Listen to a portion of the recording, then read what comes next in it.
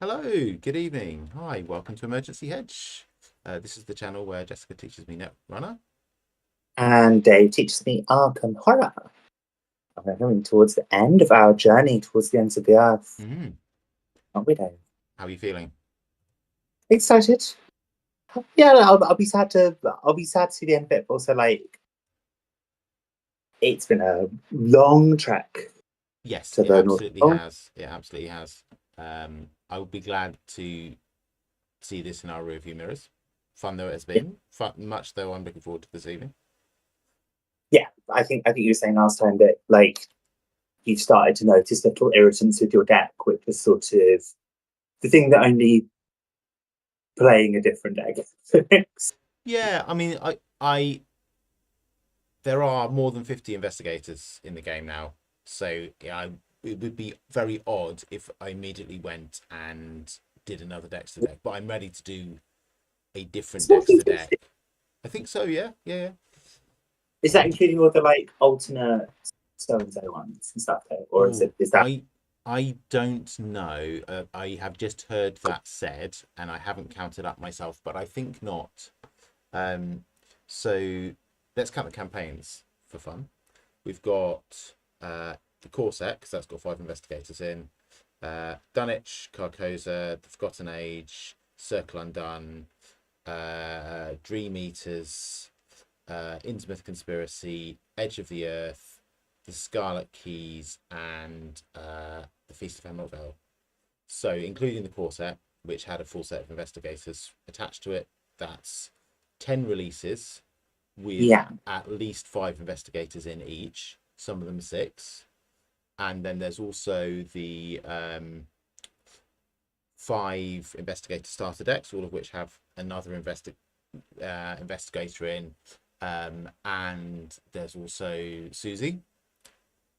Yeah, probably Yeah. closer to 60 than 50. Okay. That's Yeah, wow. Yeah, it's plenty it's a of lot. It's a exploring. lot. So, and I haven't played all of them. I'm definitely ready to go back to Dexter again. But Yeah. it won't be the very next thing I'm doing. The very next thing I'm doing is I'm playing a Parallel Pete deck in Labyrinths of Lunacy on Thursday, which will be fun. That It's would be very cool. fun. Yeah, yeah. And have I chatted? I kind of want to keep my powder a bit dry on this because I'm going to publish the deck, so I think it's really good. But I have an amazing parallel gym deck that I have been playing through Hemlock Vale, and it's insane. Oh, that's such a tease, Dave. I mean, it's one of these things. I feel like I want to make a video on it, and it's that exciting about. So, like, if you want to do a video where I talk through the deck Yeah, and how it yeah, works, like that's definitely a thing we could do. that sounds good. Mm. As one of our intermission. Yeah, it uses my ambassadorial cards. Do you remember that from Hemlock Vale we each had ambassador cards that we were assigned? Yes, I do now. Sorry, I Yeah, remember. yeah, yeah. It's a long time ago. I've forgotten her name now. This is bad. Anyway, the card that I was assigned is a major feature in this deck. I do not remember which card I was assigned, and that feels terrible. I think you had Testing Sprint, which was a double that allows you to investigate a lot of locations, like all your location and all your connecting locations. Yeah, that sounds familiar. Yeah, yeah. And I had one of the mystic. I was really embarrassing. I can't remember her name, but she's one of the mystic allies who allows you to look at extra tokens when you draw tokens. Look at Yeah, 4, resolve 2. I remember Yeah, that. We yeah, I remember having a conversation about the maths and how much better the maths were or not. yeah. And us discovering that neither of us really understand Bayesian inference. Fine, Yeah. it's not our playing field for either It's of not our us. thing. I have other friends who understand this stuff for me. But I can tell you that in playing this deck through a campaign, I have used both the level 0 and the upgraded version, and the upgraded version is much better. Cool. Yeah. Do you have any Arkham stuff you've been doing recently that you want to tell the audience about? What did we play? We played some more of the Path to Carcosa the other week. I'm trying to think how that scenario went. It's the library one, the one where you are in a library. Okay, I the think Arkham Historical Society. yes, that's the Yeah, one. yeah. Oh no, I can't remember the name of it. How did you find So I it? feel it was good. It was a good scenario. It was a well constructed scenario. It was in terms of difficulty, it was one of the ones where we got to a point where we're like, oh, we can leave. Like we have done the thing. Yeah? But there's more XP on the board, so we're gonna hang around and do more things. And we did indeed do all of the things that there are to do in the scenario, which felt pretty good. I think we got quite lucky with the placement of things. Echoes of And the Past is the name, I think. yes, it is. Yeah. Yeah. It clearly has multiple endings because we got the you killed the dude type ending. But we, for about 4 or 5 turns, we'd had the you have enough clues, you can leave now ending just available to us. And we were like, but we should kill this dude. He has XP on him. Yeah. We cut it pretty close to the bone at several points. We had several debates over like, actually, if something went wrong on this turn, would we die? And it was unclear at points. There were risky bag pulls and risky encounter deck pulls, but like it was I've had versions of that experience where it feels like all of the tension's gone out of it. Yeah. And it feels like, okay, we've won, now we're just like now we're mistreating this game. Mistreating this beast that should be feared, and we've like got it in a cage and we're making it like sit up and do tricks for us. This didn't feel like that. This felt like the whole time we should be leaving. Yeah. But we're tempted to stay. And that's like that's kind of Lovecraftian vibe to it. We were tempted by the lure of more knowledge, more experience, more learning strange and mystical and wonderful things. Of all the scenarios in the campaign, I think it is the least strong because the variability is slightly odd, and you can definitely get yourself in situations where it feels like you've got everything in hand and it's under control. Yeah. In a way that leans towards being less exciting. I definitely had a good time doing it. Yeah, it's not a bad scenario. The whole campaign's really good, but that's what I think of that particular one. Yeah, and I think that's inevitable when you're designing a game of this complexity. So you're not always going to get the balance right. And it's a very early design. Like Maxine designed the core set and done it before anyone ever played the game. And then very early on into them playing the game, she was designing Carcosa. So like, yeah, she didn't have the benefit of lots of people's play experience and the game being live for a long time or anything really. Yeah. So, which changes completely how the design process works. Yeah. There has been loads of news. There has. Arkham news. There was a very light taboo list. I didn't see this. Something got mildly nerfed. Now, what was it? It wasn't interesting enough, I think, to detain us here, but it was a very light one. Okay. Yeah. Netrunner news. Netrunner news. Also, there has been quite a lot of things going on in Netrunner. I mean, I have been looking forward to talking about this. Did you watch any of the World Championship? I did, yeah. I think I've watched most of what was streamed. Actually, I haven't watched any of the Crown of Servers stream from the Friday, but I think I have watched the whole stream on the of the main event. So I've seen it all the way through.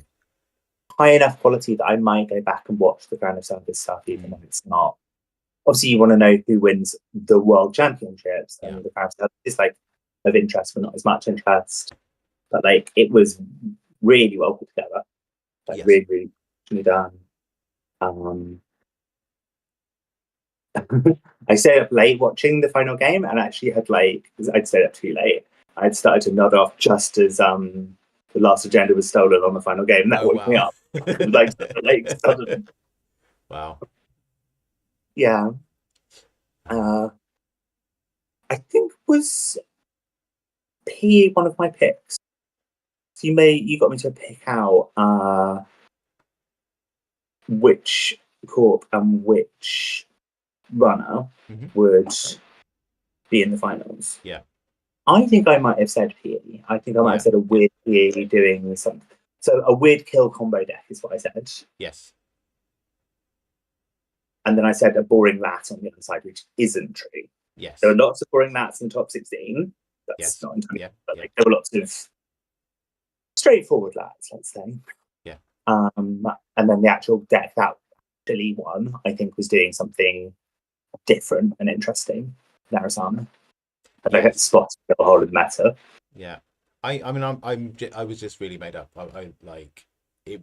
Obviously, it was a really great event with lots of people playing extremely well, and it was very, uh, you know, informative and fascinating to watch as a consequence of that.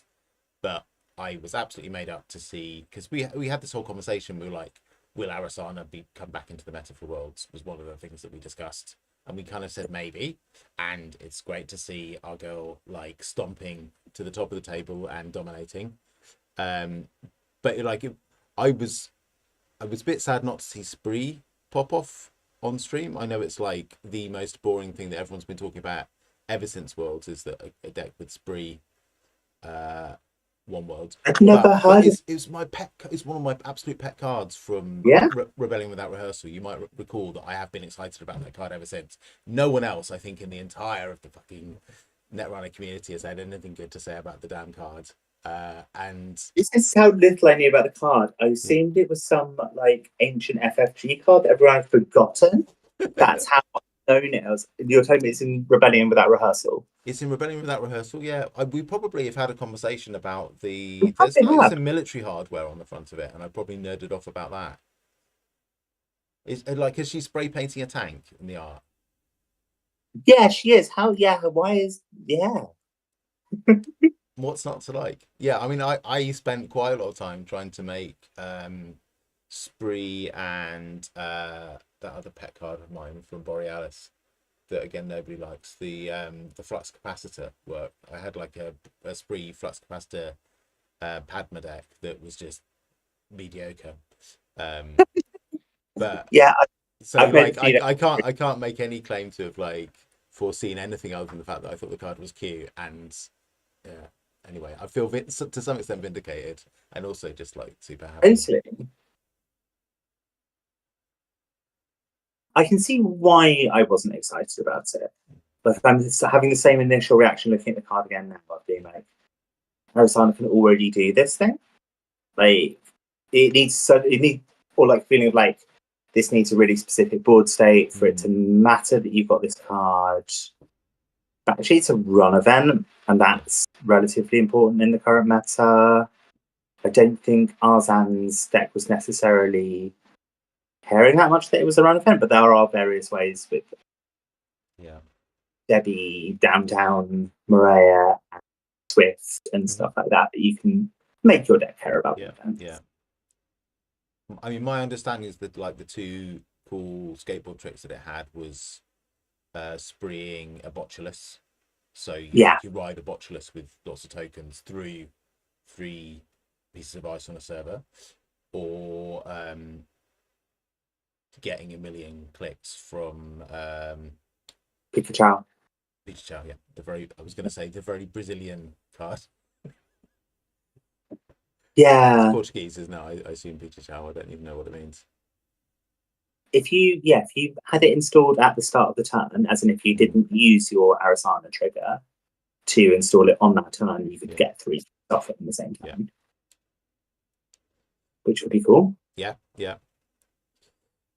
So yeah, that's all really nice. What else did you feel about Worlds? Um,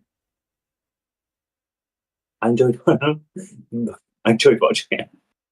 I waited a couple of days. I really didn't check the results while they were happening.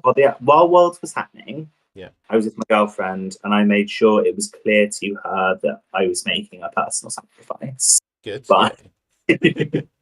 prioritizing her over the Yeah. World Championship era, which I'm not sure had the intended effect.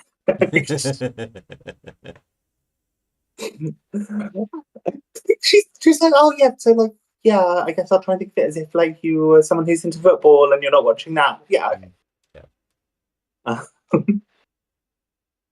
So yeah, I didn't check the results. I wanted to not know. I was excited to see Deer in the finals. I thought that game was going to go the other way. I really did. I thought Deer's board state was looking really, really healthy towards the end of the game. But that's now that like sniping one agenda of R&D is often the game. Like Soccer a couple of rounds before that lost with his got absolutely brutalized, didn't he? Yeah, like just a terrible RNG loss, basically. Yeah, like click. The runner's like fifth or sixth click of the game. Yeah. Like went back. Someone said that the runner went back as a joke. Yes. For one, to have one more look. Yeah. 3-point agenda. But again, that's also variance. If you're just going to put 3-point agendas in your deck, that's going to happen to you sometimes. Yeah.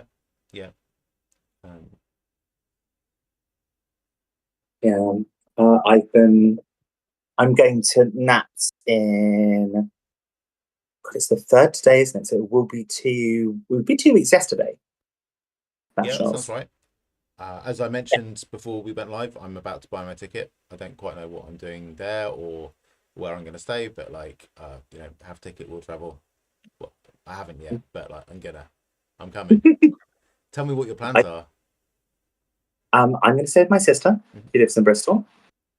I have a ticket for Nats. I've said to her, like, I'll come and hang out with her on the Friday, because I think it's a smaller event of some kind on the Friday.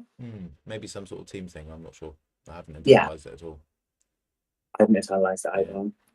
And then I've told her basically, like, you shouldn't have any expectation whatsoever of seeing me on Saturday. And I presume that you will be able to see me on Sunday, because I don't expect to do that well. You don't want to play Arkham on the Sunday? There's an Arkham event of some sort. I've not even seen what it is. Well, of course I want to play Arkham on Sunday. However, I should probably start with the person who's very kindly letting me stay at her house. Yeah. So that I'm not high and buying her, which would be a little bit rude. But that said, I have like warned her, like, if I make the top 16 of this competition, I'm afraid that's what I will do. Yeah, that's right. Yeah. So it feels, from where I'm sitting now, it feels extremely unlikely that to happen. I can tell you about my decks that I'm messing around with. Please do. Yeah. I'm very interested to hear. I have no idea what I'm going to play. I will probably play I don't know what I'll do. We could talk a bit about that now if you like, but let's hear about yours first. The corporation at least makes sense. Like it's, I'm almost certainly going to play PE again. Yeah. I'm trying to move away from a heavily traps focused PE on something that, yes, it has a kill plan, but also has a score plan. Utilizes prana. I'm trying to make the fabled tempo PE that everyone talks about, where it's not necessarily about killing the runner. It's about the fact the runner can't do what they want to do on every single turn because they're having to draw up and stuff. And I will, this might even change, so I'm going to say what my secret source is. I've had a look at the card Viral Weaponization, which nobody plays. What is it? It's called Viral Weaponization. I mean, I recognise the name. My brain is not supplying me any details about it. What does it do? So what it does, I'll read the text to you. Yeah, please. When the turn on which you scored viral weaponization ends, do 1 net damage for each card in the grip. Now, I initially got super excited about this because my reading of that phrasing was that it would do 1 instance of net damage per card in the grip. So if there were 7 cards in the grip, it would go net damage, net damage, net damage, net damage, net damage 7 times. And if you had a prana condenser installed, you would get 7 charges in a prana condenser. It doesn't do that.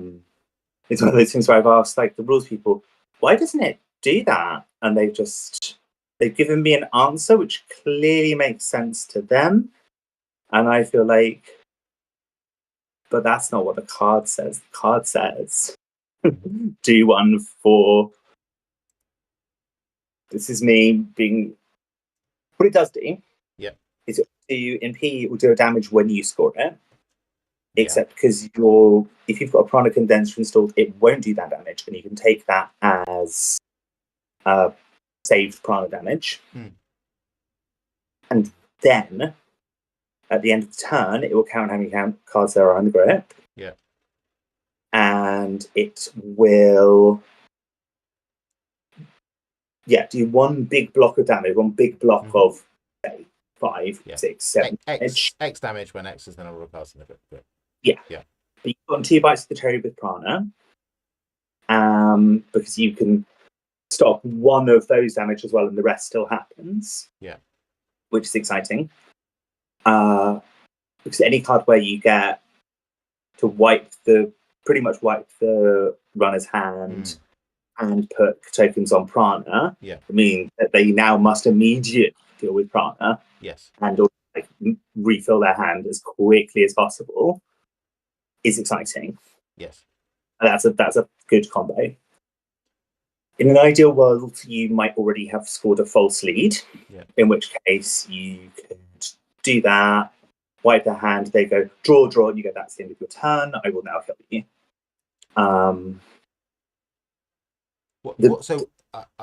What's the thing that you wanted the rules say viral weaponization doesn't do? The thing that I want that was unreasonable was instead of it doing 1 big block of 7 damage. It's like X blocks of damage when X is the number of cards. Yeah, gotcha. So it says it does in practice it does X minus 1 and you get 1 token of prana condenser. Yes. Yeah, gotcha. In fact, you get 2 tokens on prana condenser because you're PE. Yes. And when you draw an agenda, it goes, oh, do you want to do your PE damage? And you go, no, actually, because it will just get. I can have it counted towards the number of cards in the grip at the end of the turn, which is now. Yeah. And then there'll be times when you literally want them to go down to 0 cards, and there'll be times when you're fine with them keeping 1 card in hand. It definitely creates like a problem for the runner. And if you've got cards like the powers that be on the table, then it's even better because you can wipe the runner's hand, create a problem with prana, and put something out on the table that actually they should be dealing with this turn. And by not dealing with it, they're creating a new problem for themselves down the line if they survive this maelstrom of disasters that you throw at them. This sounds brutal. I like it. Yeah. It's a lot of fun to think about, and it's a lot of fun to actually go in with a PE plan rather than I'll just mitose this out 2 traps every time. And I think I'm slightly too down on myself, Alex. I think that it did become more complicated than that once I was playing at Worlds and there was Thorby. But it definitely has that feel of doing a load of nonsense random things and hoping that the slot machine gets pulled into favor. Because this feels like a plan. I have a plan of how to kill the runner. There's a version of this that used what's the new one called? See How They Run? Yes. Yeah, to give the runner a tag and then try to kill them with end of the line, which in theory should be easy. In practice, I was just never scoring See How They Run. And it was starting to frustrate me. It was the card that I would get out of my hand and slip back into the deck every single time.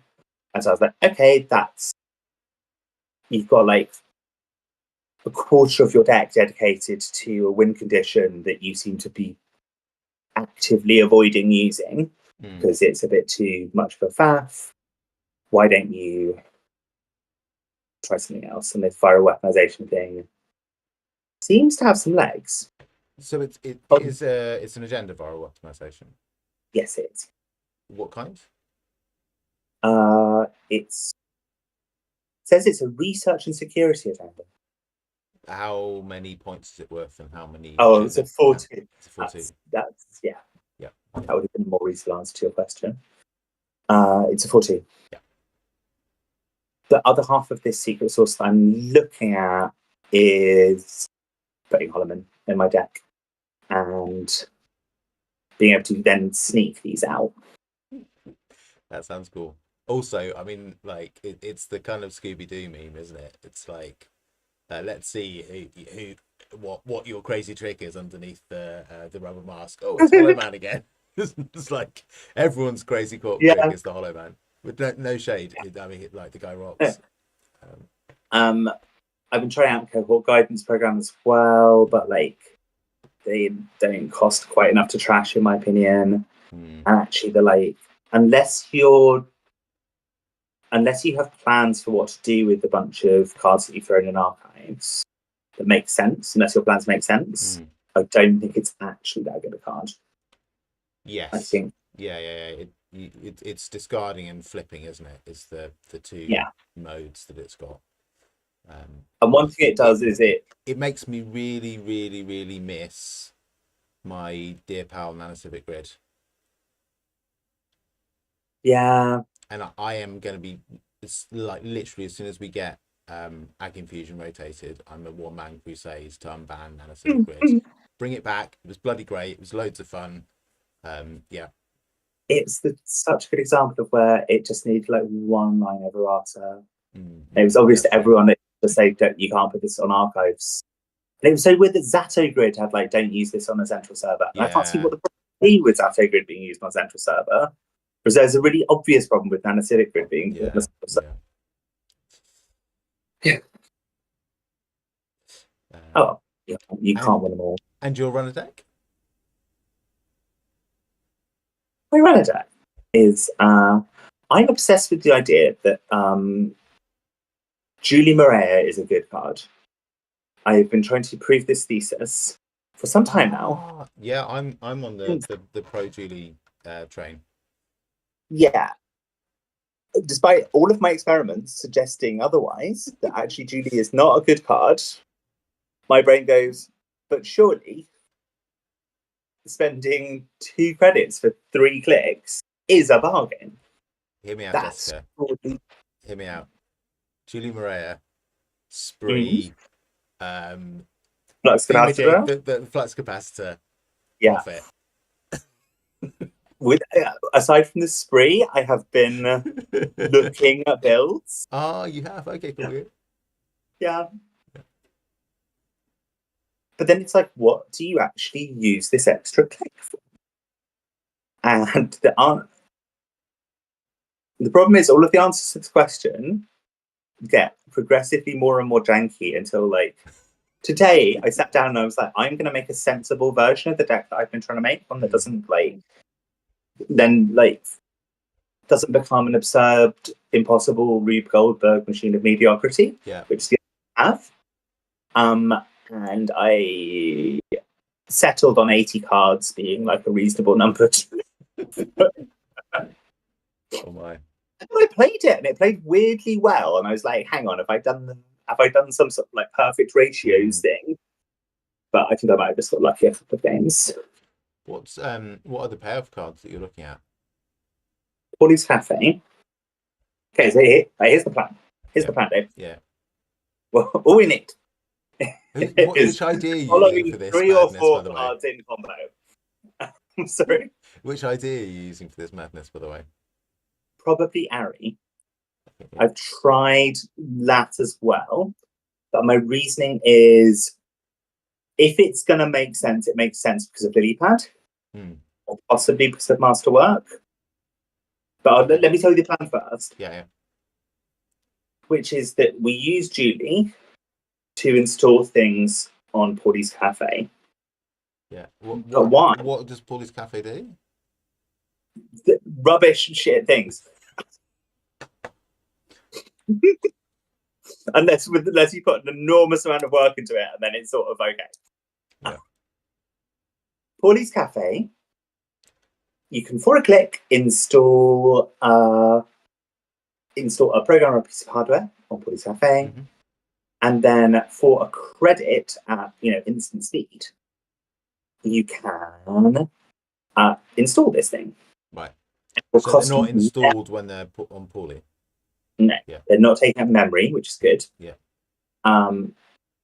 You can install the thing, and it is 1 credit less expensive for every unique connection resource that you have.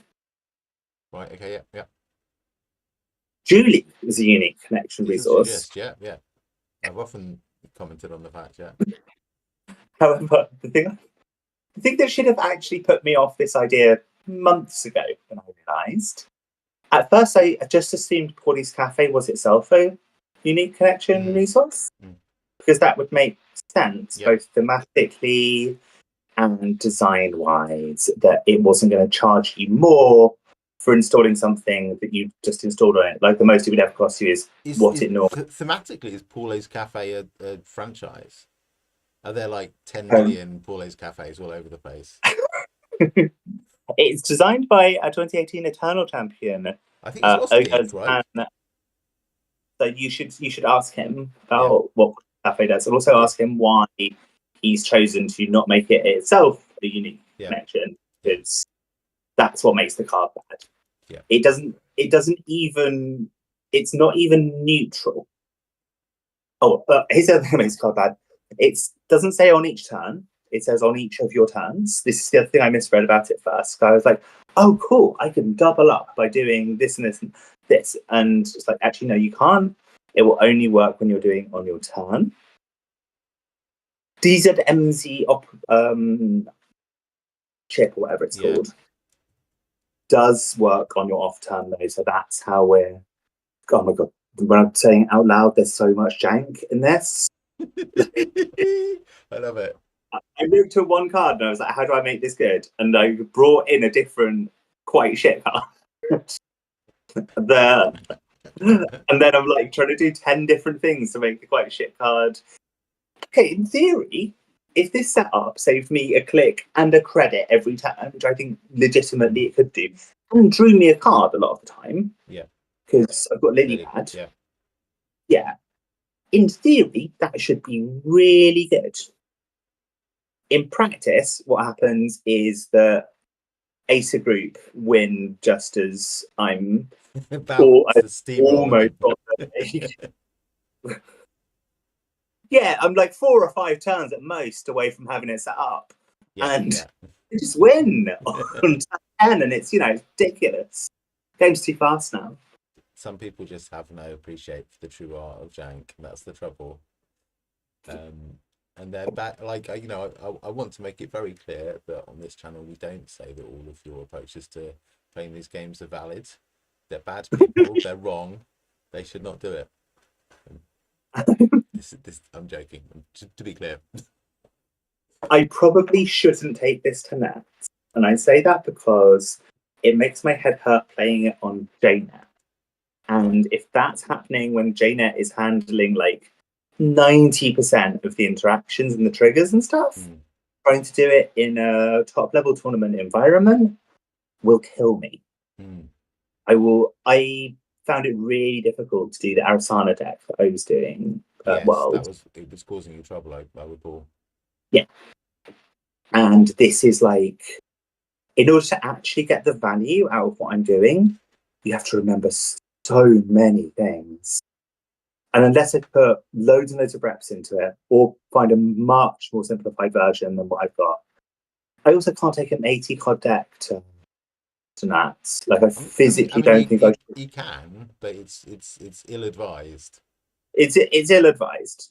I think people will look at me funny, and they'll be right to do so. I think it will take me I think that I'm an Arisana deck, and like quite a lot of my cards involve pulling stuff out of the deck, shuffling the deck, and if that's taking like 4 or 5 minutes, I do it, people will be legitimately and reasonably pissed off. Is it going to be single-sided? Yeah. Okay.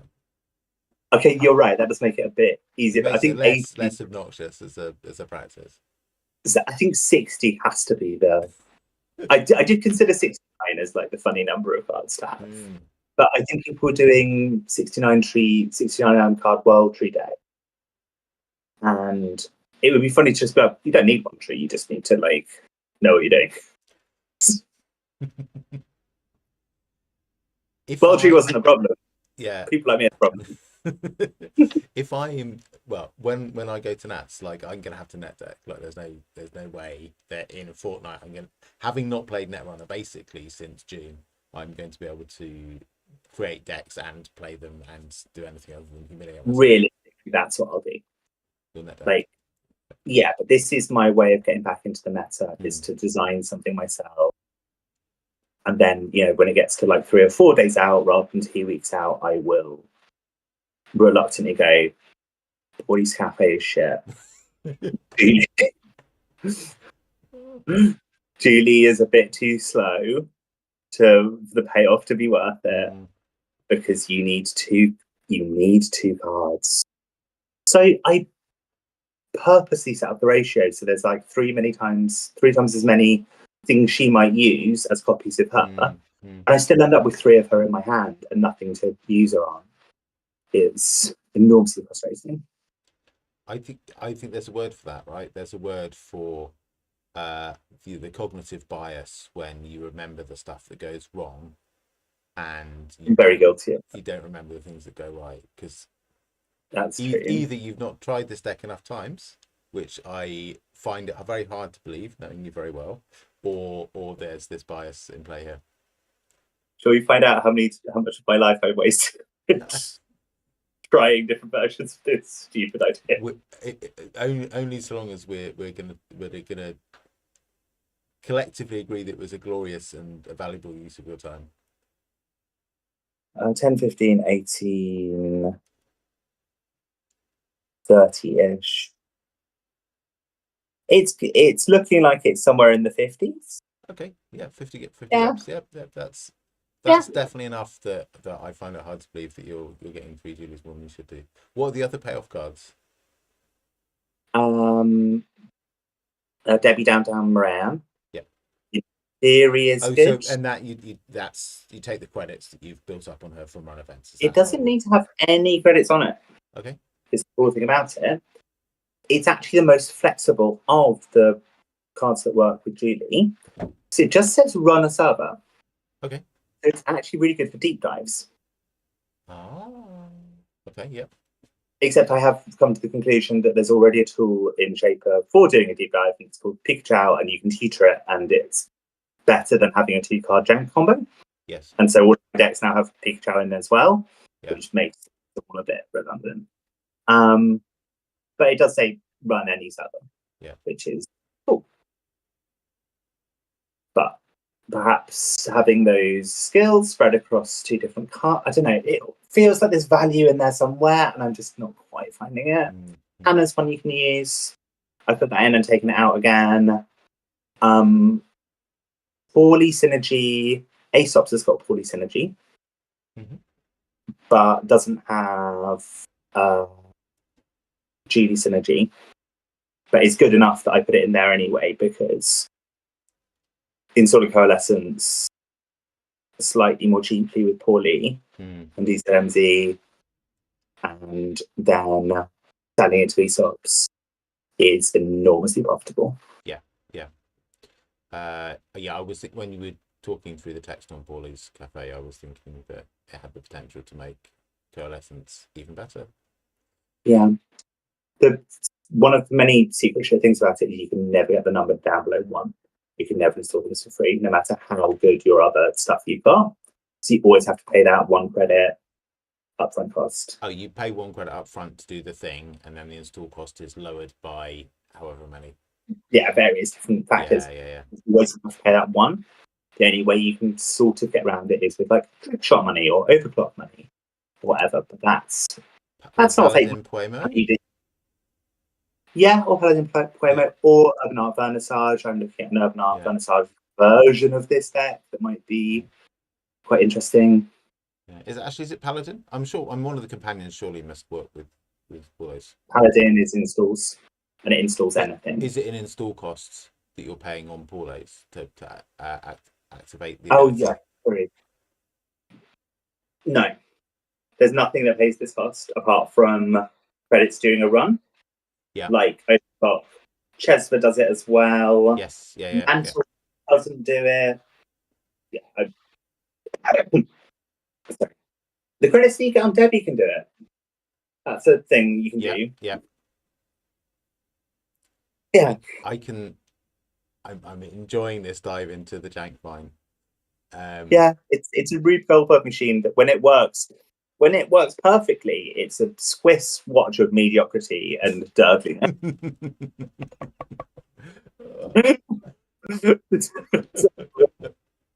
Chasing the PD and Ace of Decks. Slow and steady, but you'll see this will snowball. Click and a credit a turn. Not to be sniffed at. As they're halfway through scoring the final. Oh man. I'm having fun. Yeah. If I can find a silly junky version that half works, I'll totally take it to that and get myself confused by it.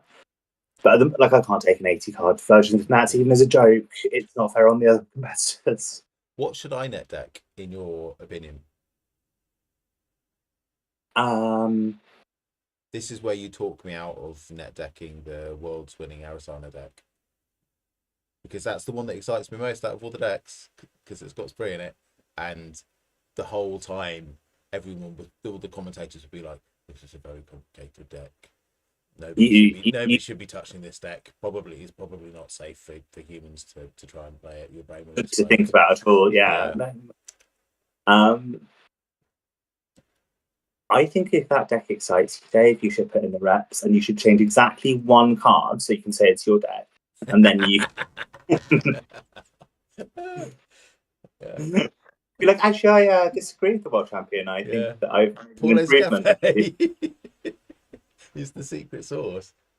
I mean, that's it. Look at his plan. Add a Paules Cafe. Have we considered Paules Cafe in this plan?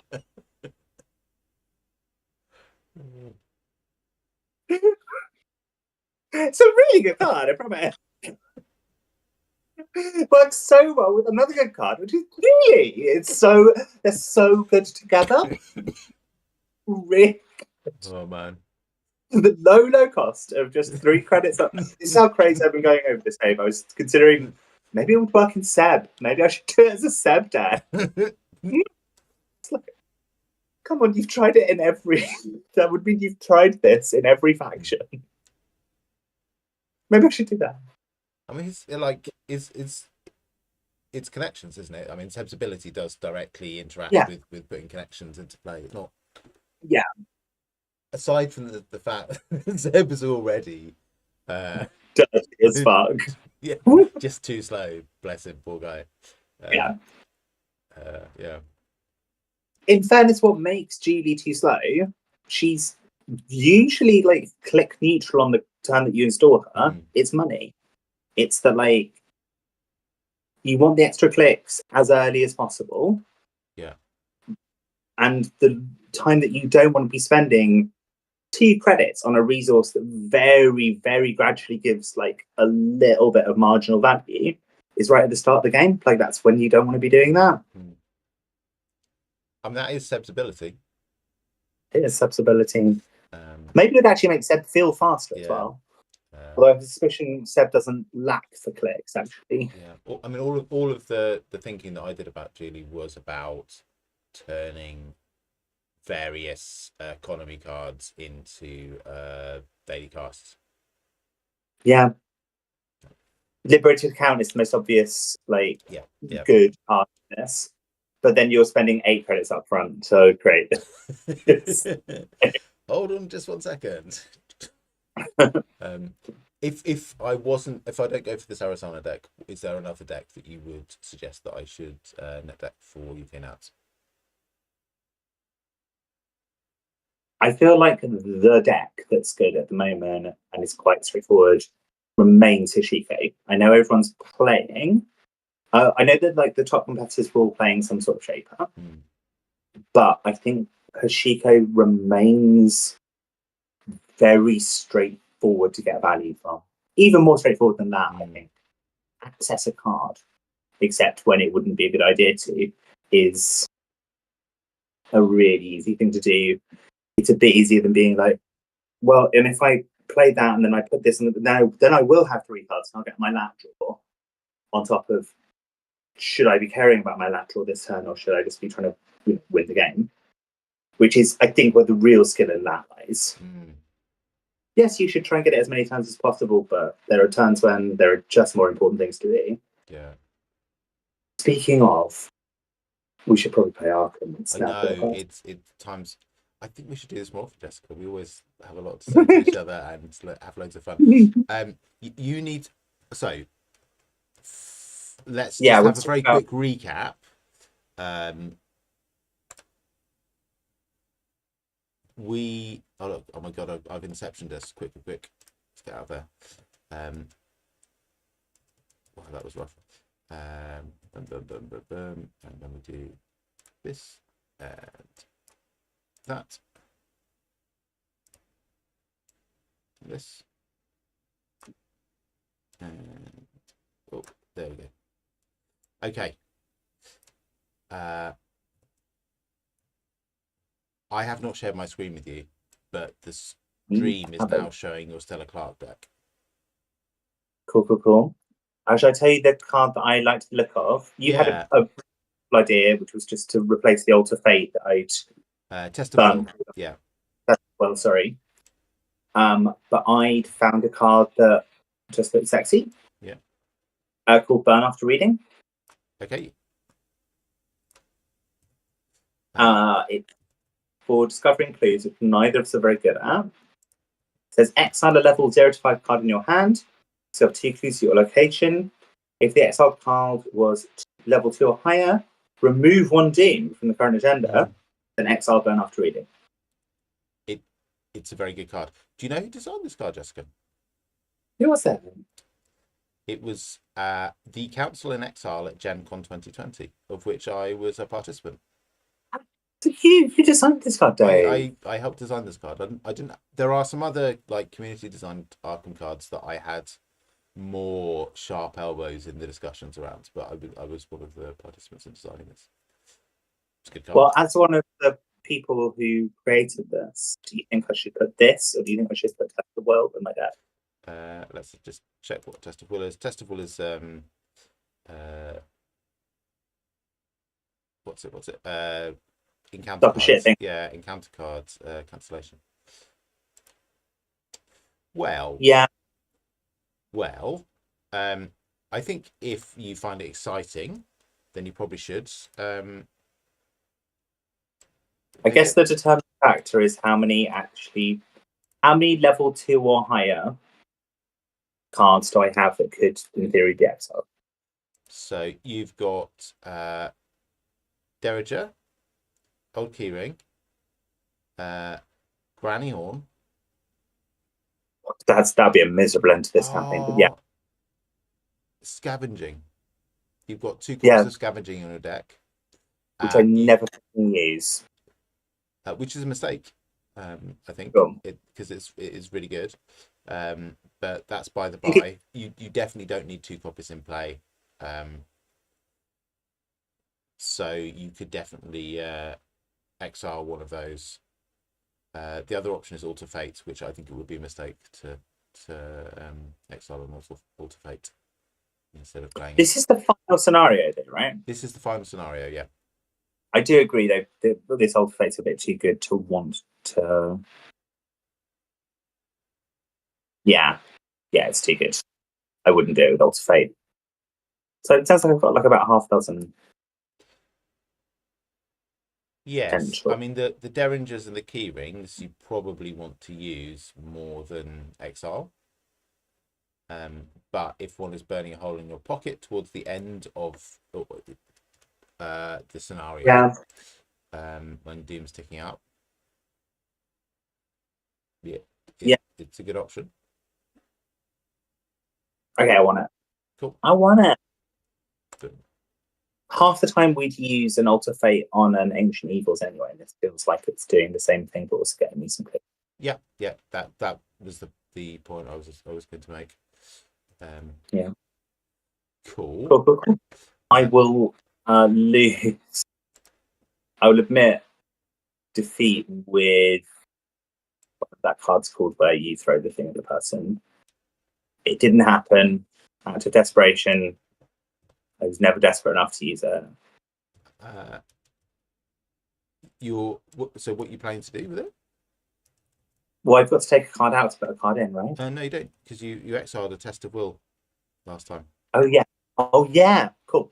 So you don't have to remove anything. Cool. So the dream remains alive that I Yeah. could win this by like throwing a torch or something. That once or making.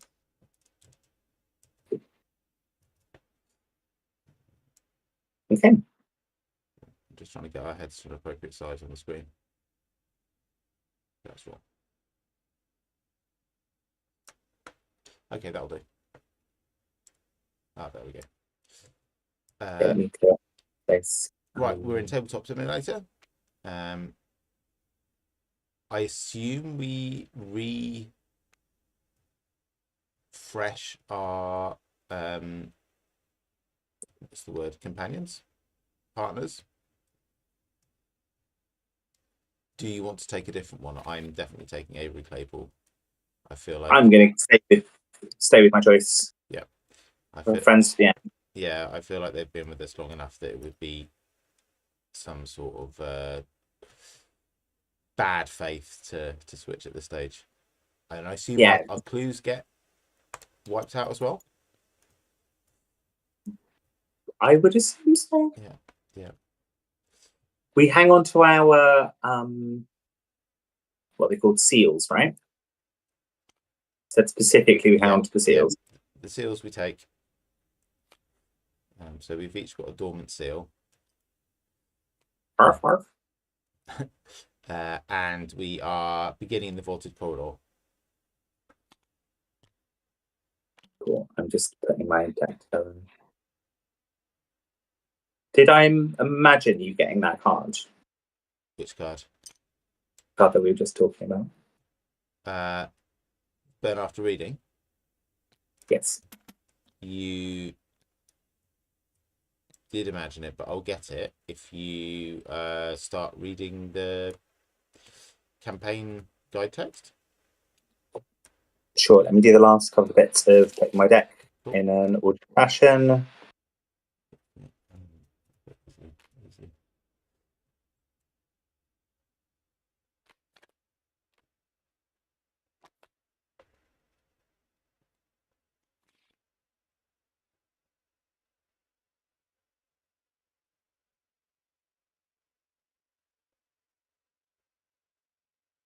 Let's read the thing for the final scenario. The Heart of Madness, Part 2. Says the facility is even older and stranger beyond the threshold of the ancient gateway. Who knows how many eons this place has slept undisturbed while Earth changed and developed on the other side. Perhaps it would have remained so forever had the site not been disturbed. But it's too late to change the past. What you can do now is work to prevent a terrible future. Dim luminescence fills the eerie halls, powered by some form of advanced energy, like electricity behind you. A kaleidoscope, a wall of miasma, stitches itself together to block your escape. You're trapped here, perhaps forever. A web of expansive halls extends outwards from the gateway, carved from smooth stone and covered in ancient murals and alien hieroglyphs. The air here feels thinner somehow. The light bends and oscillates, distorting your vision like an optical illusion. Is this reality or another mirage? Your party studies the murals along the way for many hours. They depict an ancient, unfamiliar history, an alternative history of the Earth. Very different history than any you could have possibly imagined. Check the campaign log. If Dr. Kensler is still alive and Dr. Kensler understands the true nature of miasma, proceed to intro 2. Okay. I think she's alive, but doesn't understand it. I think you're probably right. I don't remember her learning the true nature of miasma. There's so many. Oh, yeah. I think I like about this campaign is it tantalizes you with like what could have been. Yeah. You can glean only a fraction of the truth hidden within these ancient murals. But what you discover is almost too impossible to believe. When the Elder Things came to the Earth over 1 billion years ago, they colonized not just Antarctica, but the entirety of the planet. And when they did, this place and the entity that dwells within was already here. They built their complex around it to study the primordial being within, to greater understand it, and in doing so, attracted forces beyond even their ken. The gateway and its seals were constructed to contain it, but ages of disrepair have left it weak and ineffective. You suspect it was the presence of intelligent life on Antarctica, the humans who began to explore its long-dead peaks and ice plains, that stirred the entity within. The murals tell of the facility's structure, 5 pylons created not only to contain the creature's essence, but to power the whole of Elder Thing civilization. You can only imagine that destroying these pylons would reduce the entire compound, perhaps even the entirety of the mountain it's built beneath, trouble. You don't know if you can truly destroy or contain the nameless horror, but you have no choice but to try. If it continues to escape, the very concept of reality will be rewritten to its whim. There will be nothing left but the mirage. Nothing left but twisted, horrid imagination. A nightmare from which there is no awakening. Bum, bum, bum. The stakes are high. We need to all of reality. Yeah, that's how the game rolls in these final scenarios. Would you mind doing the gender and act as well? Sure.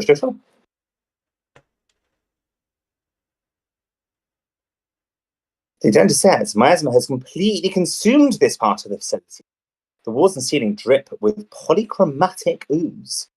Polar mist swirls through the halls, and the air shimmers with the insubstantial quality of a mirage. What manner of power is this, and how can you possibly hope to destroy it? And it's an agenda that will go up to 3D, and then zip. Act 3A, collapse the pylons. 5 pylons hold this facility together. Your only hope is to destroy them and everything else. Each revealed mist pylon can be attacked as if it were an enemy. Its fight value is equal to its shroud value, and its health is equal to its clue value. While it has no health remaining, it is collapsed. It remains in play. And then there's like a repeating ability type thingamajig. When you discover 1 or more clues at a mist pylon, spend those clues, deal that much damage to the mist pylon. So it only happens when you discover the clues, by the sounds of it. At the end of the round, if each mist pylon is collapsed, advance this act. Destroy the pylons. Yep. That's the name of the game. So I think we can't go into the gate of Yakar. But we're playing on the same sort of layout as the previous scenario. So the sort of spokes and wheels business. We can't go into the center, and the missed pylons are these two above the center, and then almost a symmetrical layout. These two here in the middle on the sort of 2 o'clock and 10 o'clock axes, and down here at sort of 5 p.m. on the outer rim. Cool. Is that random placement or? That's random placement. Yep.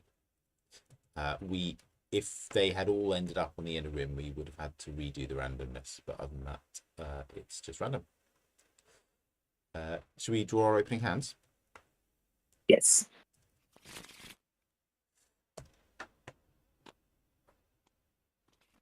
I have 4 to kill Elise in my deck.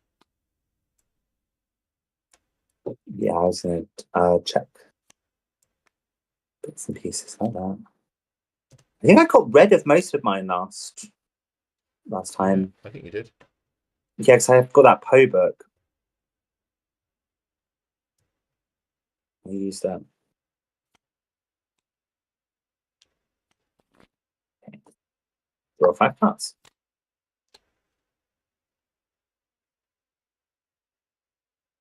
One of these I'm definitely keeping. This isn't a bad hand. I actually need to go and have a look at my deck list to remind myself of what I might want to mulligan for.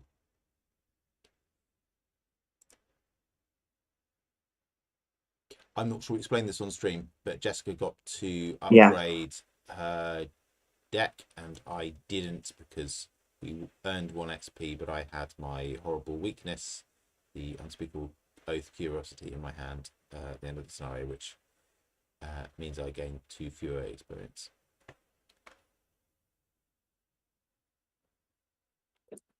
I've done my hand and my mulligan. I'm quite happy with this opening hand.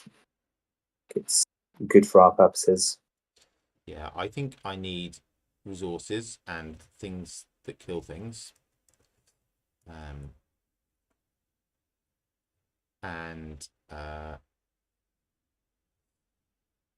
I don't have really either of those.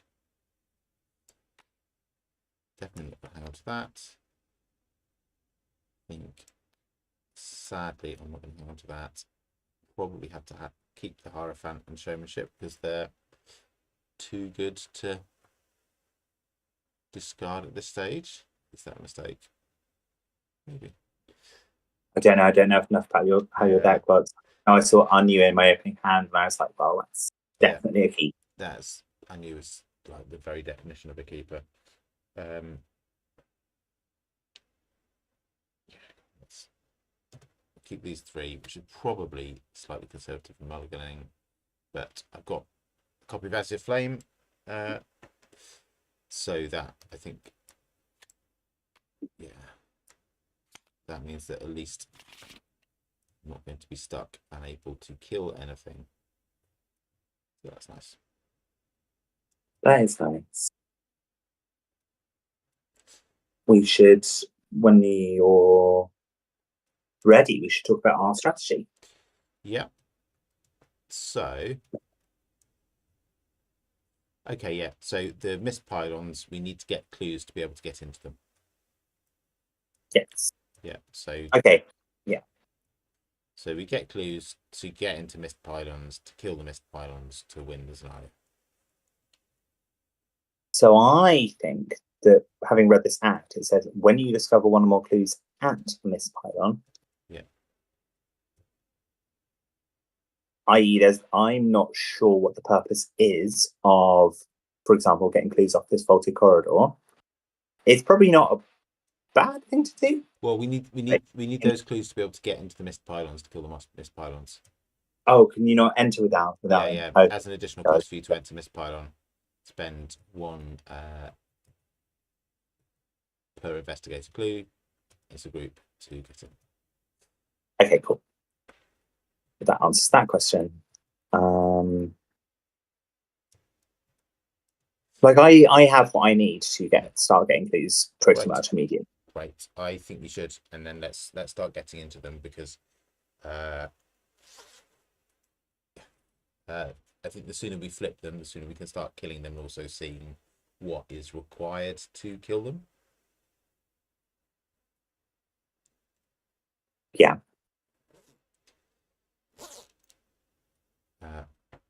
That is in my opening hand, so that just goes straight into play. Okay.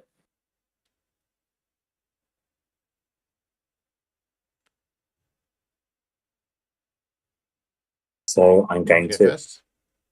Yeah. Yeah.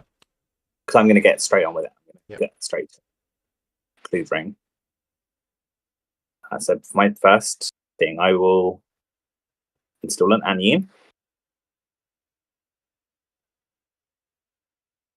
Maths. So it's very mathy. It's a very mathy character to play.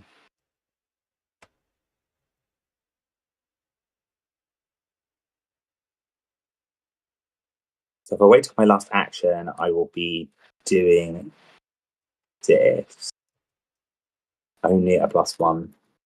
So for the bag, it's full of frost tokens. Oh god. I at least can't fail by 3 or more if I did like that.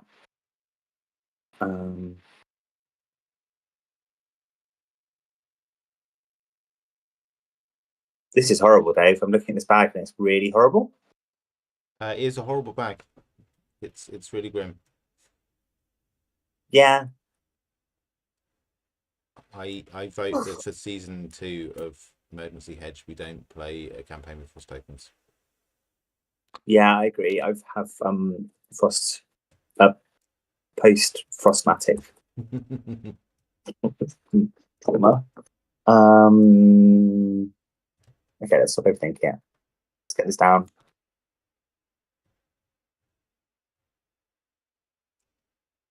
And then for my third action, I will do an unfailable test.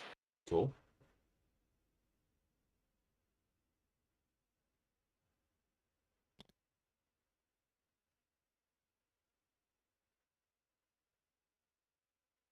Yeah, rather than doing a +1, which I don't think is enough.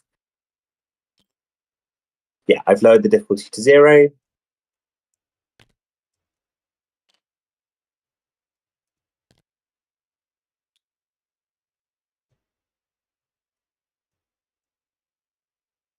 So my reading of this is that my number can't go below 0, Yeah. so I still succeed, yeah? Yeah, even though it's a -4 in total. Yeah. Cool, and that was my turn. I got 1 clue. Yeah. And installed 2 things, to be fair. Cool. Cool. Okay.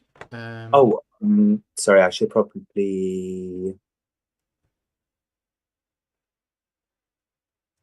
Do you think you can get this clue off here this time? No. Okay. Dexter is not very book smart, and I don't have very many tricks. All of my tricks for getting clues involve enemies being on the board. I am just, it's going to be pure setup. 2 for like a cigarette case, 0 for dynamite, 1 for showmanship. So that's 3 in total. And I should have started with 5, so that puts me on 3.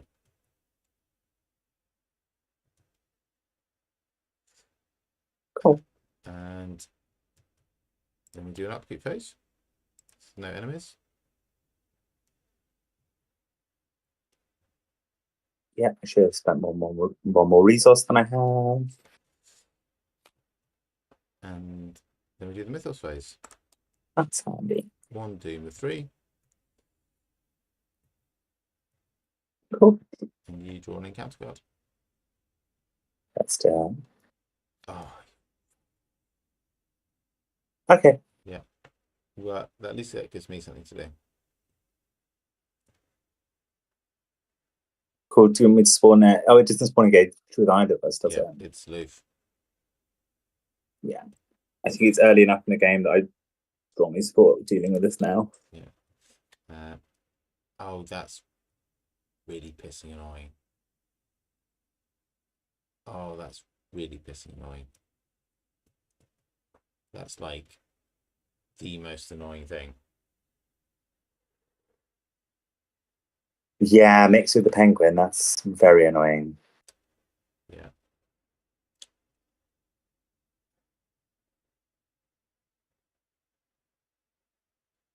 I have a plan for this though. So this is Nebulous Miasma, which will give 1 direct horror to everyone who is here at the end of their turn. So that would be Claypool and Dexter, in my case, and Cookie and Anu and Stella in your case. I think if it's still here at the end of my turn, I will Dexter teleport out of Anu teleport out of here because it's reasonable. What I'm saying is it's a you problem. It's not actually a problem. It's the spirit of comradely togetherness and working on. So the thing that's really annoying about the giant albino penguin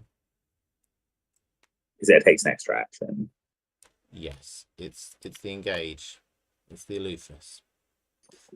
Yeah, very standoffish.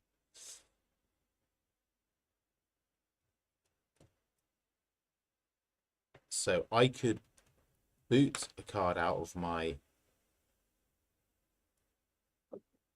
play area. Maybe that's the best thing. So like I can't do play, engage, kill, and move. Right, there's 4 actions. So I could use Dexter's ability in one of these things. Yeah, I think that's probably the best move. I'll use Dexter's ability, sadly, to get rid of my dynamite. And put Azure Flame into play for 1 less, so that costs me 2 in total. I'll engage the penguin. That's my first action. I will burn the penguin. So I'm a base 5. I get +3, so that's 8 versus 2. It's Frost Token. 7 versus 2.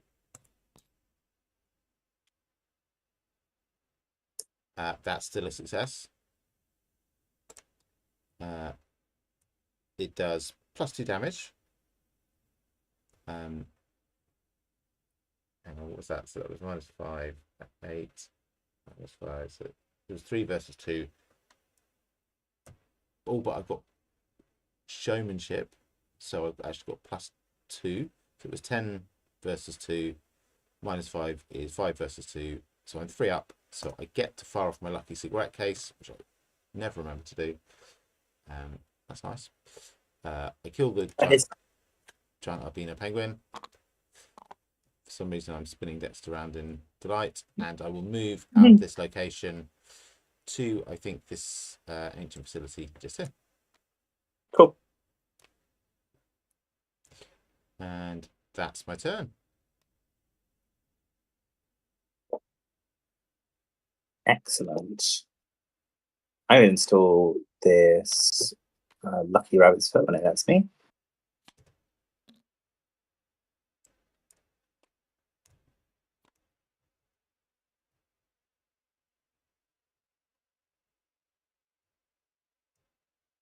The test's difficulty is 3, right? Shroud's 3. The Shroud is 3, yes. Okay.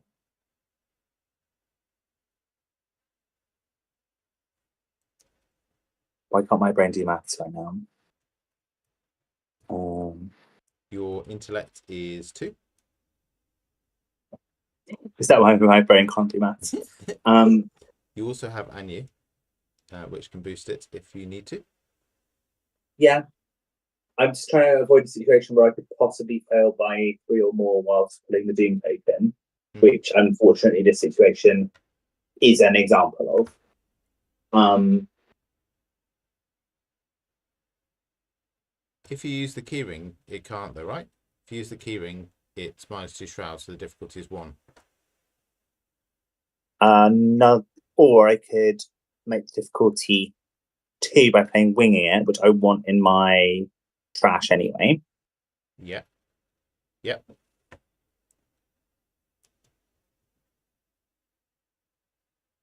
And that way I definitely can't fail by 3. Correct. Because cool. Because that's your skill can't go below 0 and the difficulty is 2. You need to pay for winging it. Yeah, I was calculating everything that I paid for so far, and it's all of my money. That's fine. So let's do the test. Yay! Go pass. Perfect.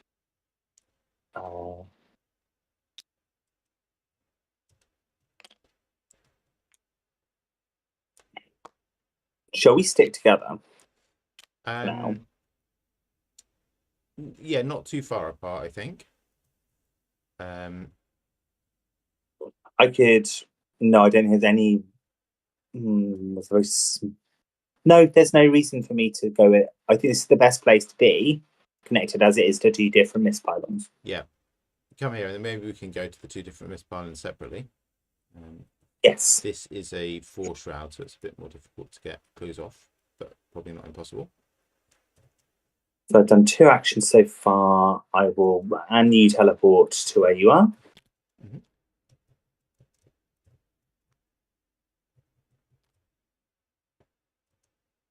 My quick learner reduces this to a 2 shroud.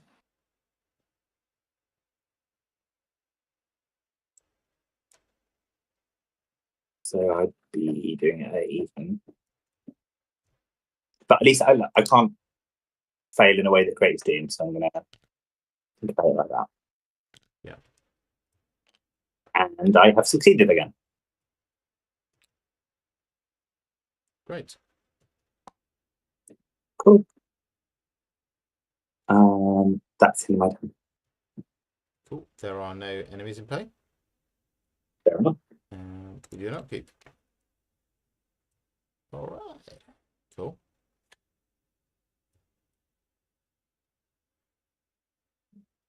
I think my conservative mulliganing has paid off, actually. I found a really good thing. I found the mineral specimen. Cool. Yeah. That's definitely good. Clue acceleration is nice. Yeah. Mythos phase. Yes. 2 doom of 3. Mm-hmm. I'll draw a card. Frozen Fear. Okay. Put Frozen in Fear into play in your threat area. The first time you perform one of the following actions, move, fight, or evade each round, it costs an additional action. At the end of your turn, test willpower. If you succeed, discard Frozen Fear. Yeah. And I've drawn Blasphemous Visions. Oh, piss off. It's more Tekelili bullshit. That's what it is. Shove the top card in without looking at it, then put it into play in the threat area. Resolve the effects of each Tekelili witness you draw and additional time. Which as their... Oh, Jessica, look at this. Hey. What's up? I can't see the Tekelili deck anywhere. Can you? I did see it earlier. It was around where you'd expect it to be, around here. I think I might have tidied it away. Look, there it is.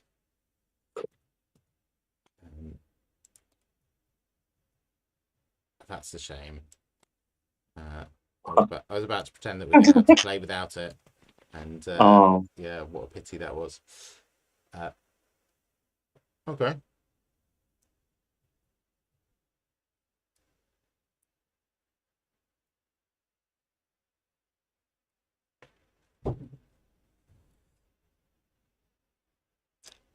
Well, kind of know what I'm going to do, I think. Cool.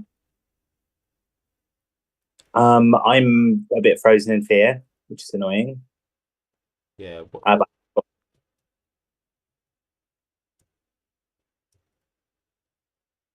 I've got things I can do with my turn. Okay. I think I should go and have a look at one of these mist pylons. Sure. Feel free to take our clues and do that. Yeah. I'm going to play the red clock first. So just to be clear, with the Hierophant, I have 4 arcane stroke accessory slots, and I currently have 3 of them filled with the red clock, lucky cigarette case, and Azure Flame. Cool. That cost me 2. It doesn't do anything yet, but it will start to be good very soon. That's action 1. Action 2, I'll go and have a look at this mist pylon over here.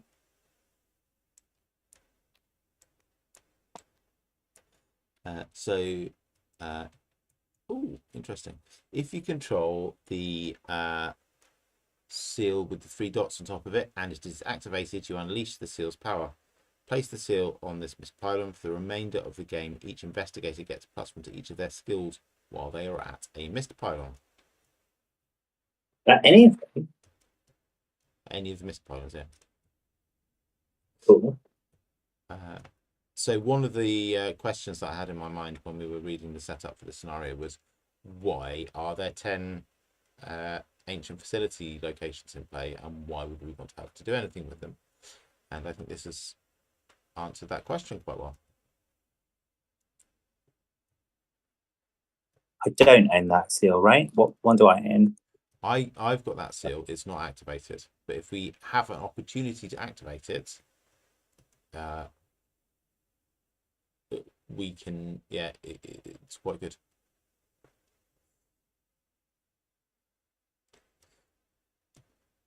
I think I should probably just start killing this, right? So its fight value is equal to its shroud value, and its health is equal to its clue value. When it has no health remaining, it is collapsed. Okay, so its clue value is 4, its fight value is 4. I will use Azure Flame on it.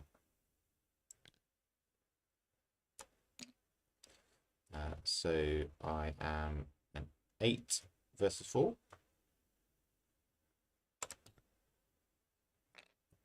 Cool.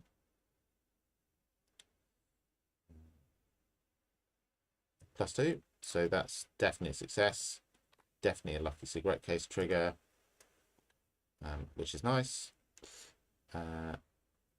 And it's 3 damage, right? Yeah.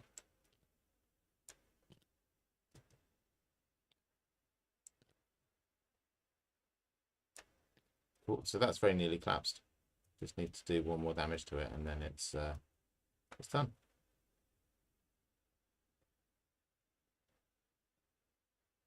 I feel like I've misunderstood this mechanic. The mist pylon mechanic. Yeah. Yeah. So we want to destroy them, right? We're at the let's tear this place down, Samson style stage of the narrative, and destroying the mist pylons. We're hoping that it will collapse the mountain on top of the bad miasma and ourselves, and so we can attack it. Each mist pylon. Fight it directly. It is, however, more efficient to investigate. For you? For anyone who's capable of investigating successfully. Because so when you discover its health is equal to the number of clues on it, right? Yes. And when you discover a clue, you also do that much damage to it. Yes. So if you're just doing damage, this number is going up towards this number, right? Mm-hmm. If you're taking clues off, you are doing damage whilst the number comes down towards. Follow me. No, it's equal to its clue value, not the number of clues on it. Okay, then. I thought that was So it just depends on how much clue versus damage acceleration. However, if you wanted to come here and get a clue to do the final damage, rather than me using one of these as your flame tokens, that might be good. Yeah. That's something I'm happy to do. My Frozen in Fear makes it slightly more annoying, but not much more annoying. I mean, you don't need to do it this turn. Anyway, that's me, right? I moved. What did I do? I played the red clock. I moved. I Azure Flamed the pylon. Cool.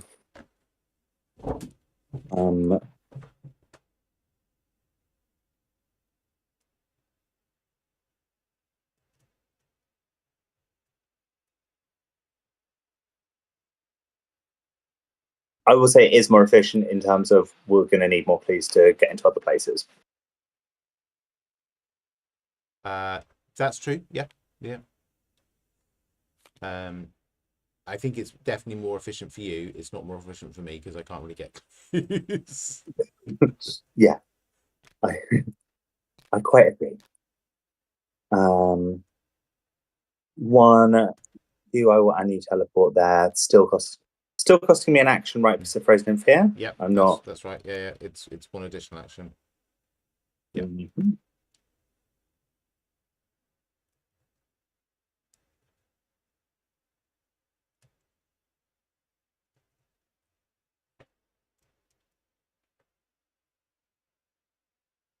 So you've only just got one.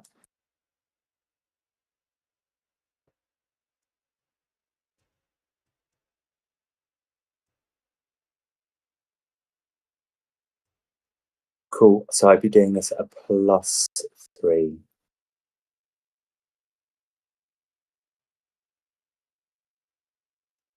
These mineral specimens are really good.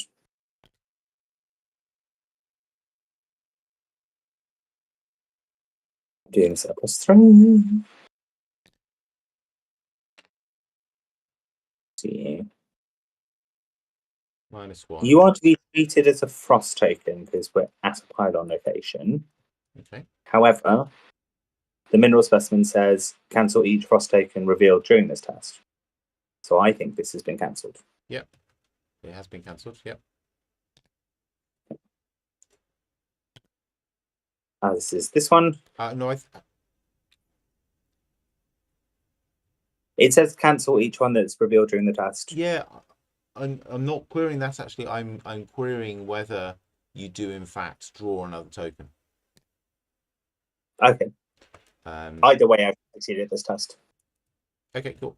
Yep, that's great. Let's leave it there, and if the matter arises again, I'll have a little dig around into the wording. So that's more damage than we needed. Yeah, it's two more damage. Yeah. So this pylon is collapsed. Do you have another action? No, that was my third action. I've yet to fail anything this story. So I'm being a bit more. Sorry. Did you play the mineral specimen? Yes. Yeah. I played the mineral specimen. I moved with Anu so that it was still a free action. I will now try and get rid of Frozen Fear. It would be nice if I hadn't exhausted Anu and I could use them for it, but I think Anu's goal. Is that true?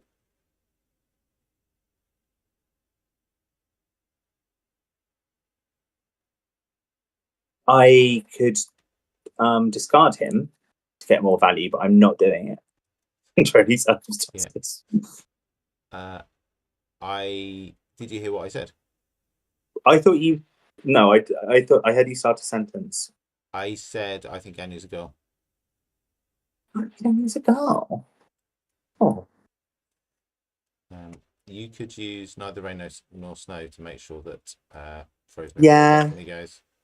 Should I just do it? Maybe.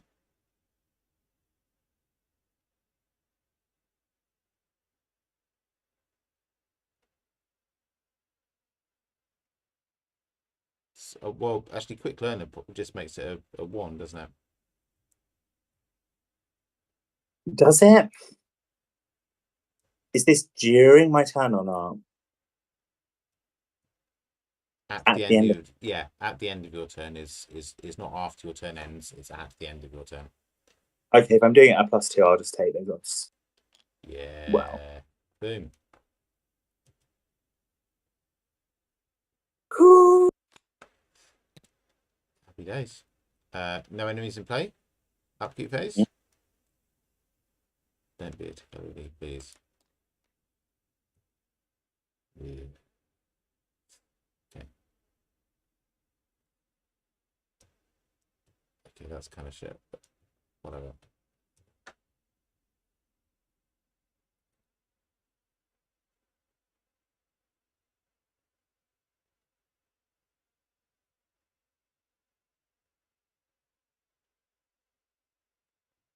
Mythos phase. Yeah, did we properly spend our clues to get into the lace? We can work that quite easily. So there were 2 on here. There were 2 on here, and there were 4 on here. So there should be 1, 2, 3, 4, 5 clues we picked up. And it looks like we didn't spend them. So if you spend 2 of those, Cool.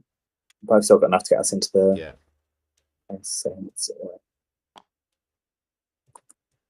Oh, are we flipping this agenda? We're flipping this agenda. Could you do us the honors? Sure. From the nameless depths at the very core of the earth, the miasma's true form emerges. It's a shapeless thing, a creature of whirling mist and putrid ichor. It screams and whispers and crawls and flies. It seeps through the walls and up from the ice. It is everywhere. It is everything. Spawn once it's a copy of the nameless madness enemy at the mist pylon nearest to an investor. That'll be right where we both are, Dave. Yeah. This is so bad, Jessica. Really, really, really, really bad. Check the campaign log.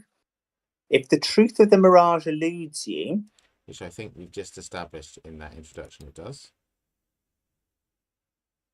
Yeah, yeah. That was part of the setup. okay. The truth of miasma eluded us, not the mirage. Oh, I think we did all right in that mirage, so I'm not sure if that does elude us or not. okay. Let's have a quick skim back and see what could possibly be causing mirages to elude us. I would always say non-diegetic here appears to be eluding us. Have you seen what happens? Have you read far enough to see what happens? No. Because what happens is really, really bad. It's like probably the scenarios are lost, kind of bad. The mirage was like the dream place that we went to. Yes, yeah. And we went there as much as we possibly could, and we did pretty all right. Yeah, I'm glad you've noticed this distinction, because I was thinking it was the I think The miasma. the No, miasma. not the miasma, Dave. The mirage. God, keep up. The madness-inducing horror that's all around us. I can't see anything straight up that is that here.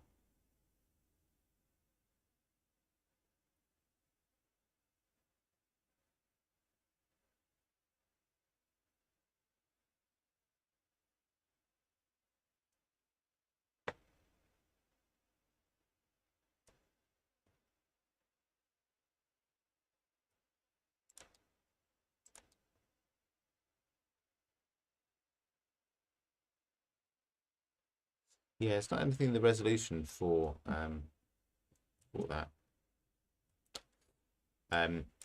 So I'm actually going to go and find the PDF and search for it.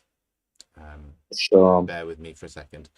I will say, in the absolute technical sense of what it's told us to do, it's Yeah. told us to check the campaign log and see if we've recorded that we failed that the Raj leads us, and we have not recorded that. So, That is very true. in the purest sense, Our poor bookkeeping finally has paid off. I like the idea of someone who's just like a little bit too stupid for the like cosmic horror to really have a proper effect on them. It should be destroying their minds, but they're just like pretty chill with it. It's no more bewildering than anything else that's ever happened to them.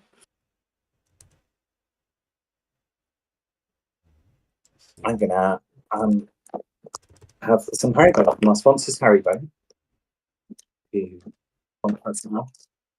And also from my friend got me a world selection of Haribo for my birthday. Oh no, we've just been. It is the Mirage. The setup Art of Madness Part 2. In your campaign or record, the truth of the Mirage eludes you. Okay. So this might be the point where our entire campaign crashes out with abandon, because what we're going to do is I'm going to resolve each of the Tekelilis in my deck and then shuffle them back in. But I have the Blasphemous Visions. Which means they resolve twice. Resolve the effects of each Tekelili weakness you draw an additional time. So what does that say? Oh yeah. Each investigator searches their deck for each copy of Tekelili and draws them one at a time in a random order without placing them on the bottom of the Tekelili deck. After resolving all of them, shuffle them back into the bearer's deck. So I'm basically going to resolve 8 Tekelili. I concur with your assessment. This might kill us. It definitely might. It's going to be bad. So there's one. I just want to double check. Yeah. Why are we being punished, say? Because we didn't have Kensler alive and having discovered some very important knowledge about our adversary.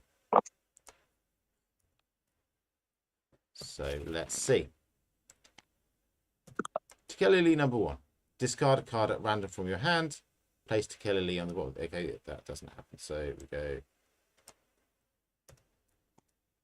So flip it. So that's the first one. Okay, Faustian Bargain is discarded. And Occult Scraps, my weakness is discarded. Okay, that's like one pretty crap, one quite nice. Okay. Second one. Tekelili, take 1 damage. Okay, so that's 2 damage. Third one. It's discarding a card again, so I will discard both of the cards in my hand. I'm not going to bother to randomize them. That is unfortunate.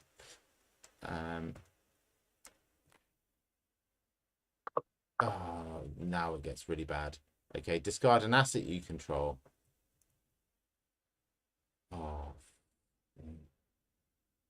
Yeah. Oh, that's okay. So the lucky cigarette case needs to go first, and then oh boy, probably showmanship. I think. It's really tough because the Hierophant, like I can do without for a while, but at some point I'm going to really struggle. You have to have a look at my deck list again. So I've got a Binder's Jar, Cigarette Case, and Red Clock wanted to sit in my accessory slot, and then Acid Flame, Blur, Clairvoyance. Is that right? Maybe the Summoned Servitor? Yeah, in my Arcane slot. So I will really be slot constrained if I get rid of that. Yeah, I think it's got to be showmanship. Okay. And then take 1 horror, so 2 horror. Okay. We're close enough to the end. I think it's really reasonable to start giving them to our friends that we brought. The horror. Yeah, Yeah. horror, edge, all of that kind of stuff. Like we've resisted it up till now, but there isn't a future to think about anymore. Yeah. God, that's awful. So I've lost, like, the board state is the worst part. I mean, my hand. Yeah.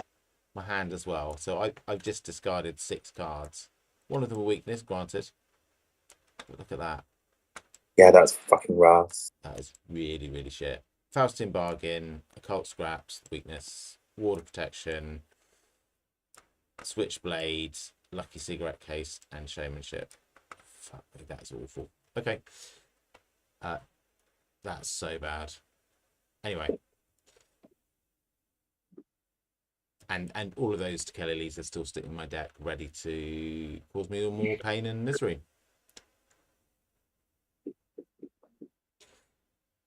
Okay. Should we read the next agenda? Yes, I also have to do the same thing though. You do? Pretty much. And Yes. we both have to do it. Oh, well, if you've got any, yeah. Do you have some? Yeah, I don't think I've got to 0, no. Yeah. You also don't have to double up on them because you don't have Blasphemous Visions. That is true. That is. It's the Blasphemous Visions that made that really awful. Like, if I had discarded 2 cards from my hand, 1 asset, and taken 1 horror and 1 damage. Yeah. I have I have one. What have we got? I've got to put one of the clues on the page. It's really hard, actually. It's really bad. Hate it.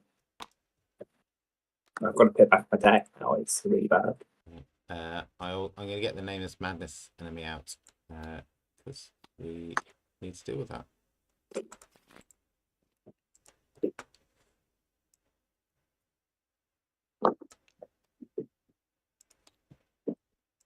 Okay. There it is. Okay. 1 per Investigator Combat, 1 per Investigator Evade, Alert, Massive, Retaliate. The Nameless Madness cannot take damage. Forced, after you successfully evade or attack the Nameless Madness, for each point you succeed by, exhaust the nearest ready copy of the Nameless Madness.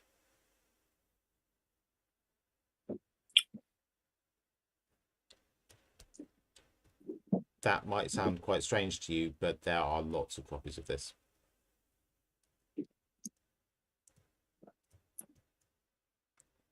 Okay.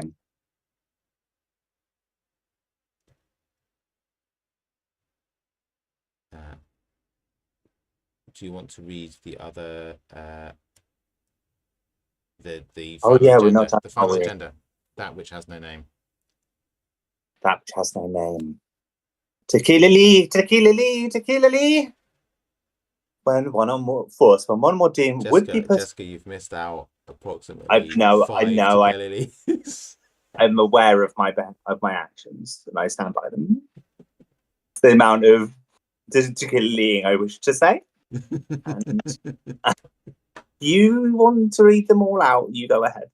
I won't stop you. I'm a broken person already after that. No. That agenda 4B. That, God Almighty, that was horrible. I have a vague memory of there being something with Dr. Kensler researching something earlier in one of the scenarios, but it's like everything's so spaced out and I don't know. It's not like I remember, oh no, she definitely did research it and it was fun. And I don't know where we would have written it down. Yeah. You have to have quite a lot of FaceTime with her, and I think we probably haven't had the requisite amount. Didn't we? Isn't she one of the people that we specifically went into the past of, though? Yes. Yeah. I think we went into her past. We've got the Resolute version of her. I think you checking in on the partners during the interludes is probably how her research gets progressed. That's probably true. Yeah. We have no way of knowing. So, um, thoughts when one more doom would be put into play if there are any copies of the Nameless Madness still set aside. Instead, spawn one set aside copy of the Nameless Madness at a location nearest to an investigator without a copy of that enemy that is located. Oh God, that is located. Oh, I see what's happening. To a location with a copy of that enemy. So the Nameless Madness is spreading. It is. It is definitely spreading. Yeah, and it's coming for us, and we can fight and evade it to exhaust it and still go about our business. But it's spreading, and when it's filled the whole place, then we're done for. Yeah, we can't kill it. It is Doom incarnate. When there are 15 of it on the board, we run out of time. Yep. That's our clock. Also, like, it will just get gradually harder to exist in this place as it gets more awful things. Alert. I don't think I've come across that keyword before. Alert is the evade version of retaliate. So if you fail an evade action against this enemy, it will attack you. Cool. And it's a 2/2. It's not hard. Yeah. But it's not good. Like, there are lots of them. The problem. Do you feel like this is a natural pausing point for you, think, perhaps? It might be. How tired are you? I feel like I've got a little bit left in the tank, but if you want, I could do another round or two. It just felt like a natural, like, as the act flips kind of thing. The end of that. I would, yeah, I would like to do a little bit more. I think I feel quite battered right now, and would quite like to feel like I'm pouring not end on that note. Yeah, a little bit back. That's fair. Yeah, we've heard the game design. That is a confluence of events that happened that caused you to take 8 key elite cards in a row. I mean, the really shit thing about it is I had a fairly decent chance of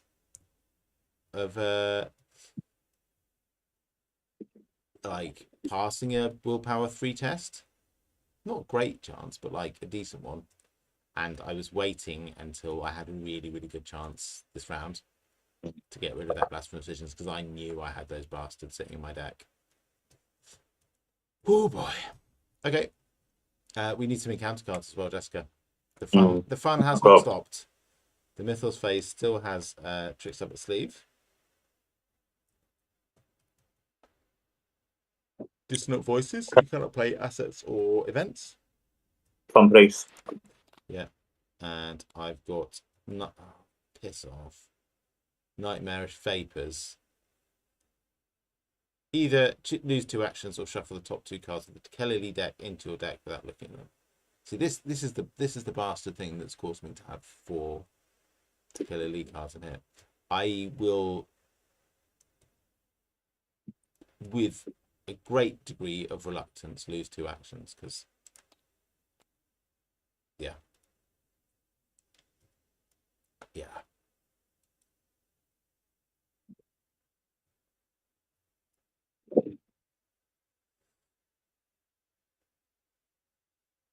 Shall I take my turn first?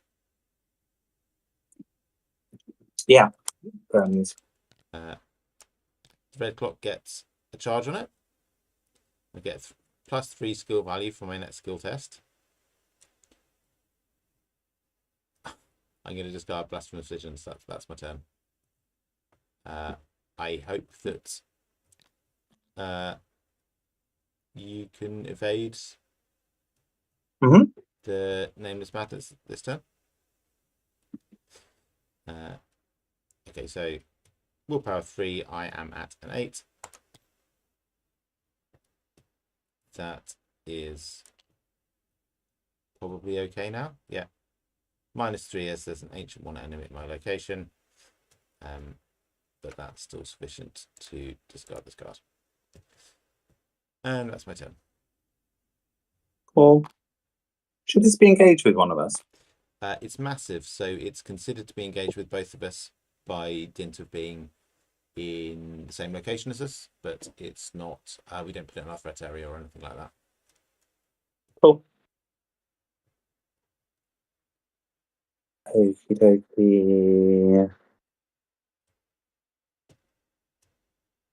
+3 seems like a reasonable number to evade with.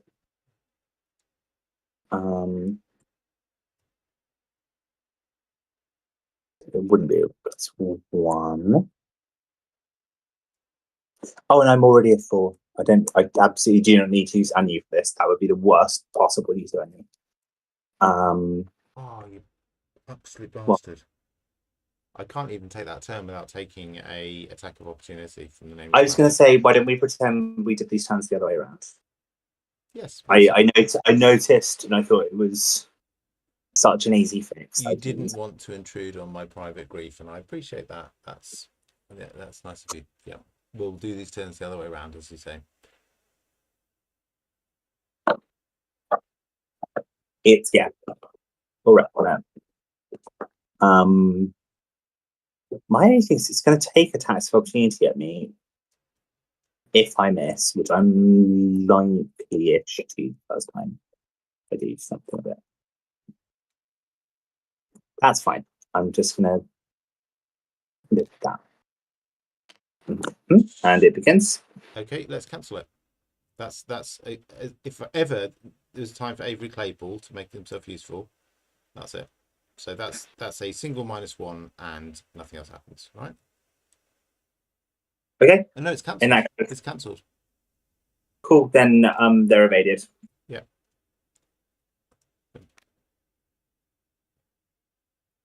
That was my first action. I think that's a situation I'm going to find myself in again in this scenario. I'm going to have to accept that sometimes these things are just going to hit me, and I need to absorb. Like, they don't hit very hard. I'm just going to need to absorb a bunch of it. Yeah.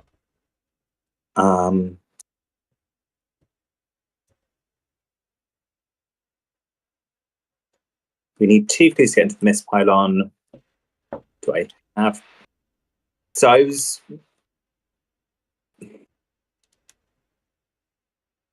joking about how awful it was that I'd lost a clue to my Tequila card, but it is kind of annoying that we can't go to this pylon straight away.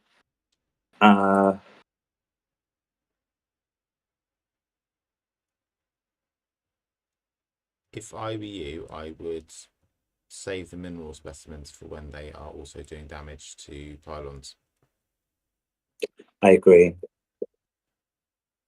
In that case, my second action will be to draw a card, on the basis that my third action will be particularly good at doing things.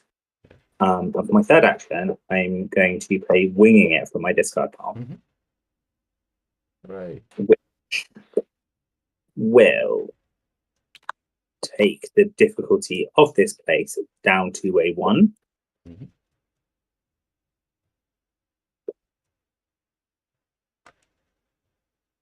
And now is when I'm going to use Annie.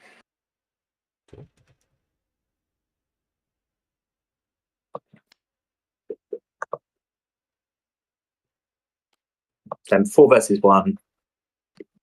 This is going to go back in my deck.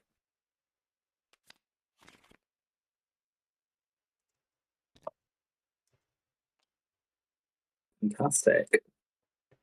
And that means I get both of the clues off him.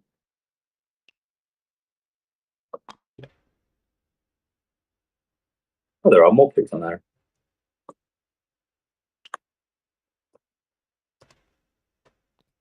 That's fine. We have enough to go where we need to now. Cool. Enemy phase, nothing happens because he's exhausted. Dissonant voices gets discarded. And then we do upkeep. Yeah. Oh.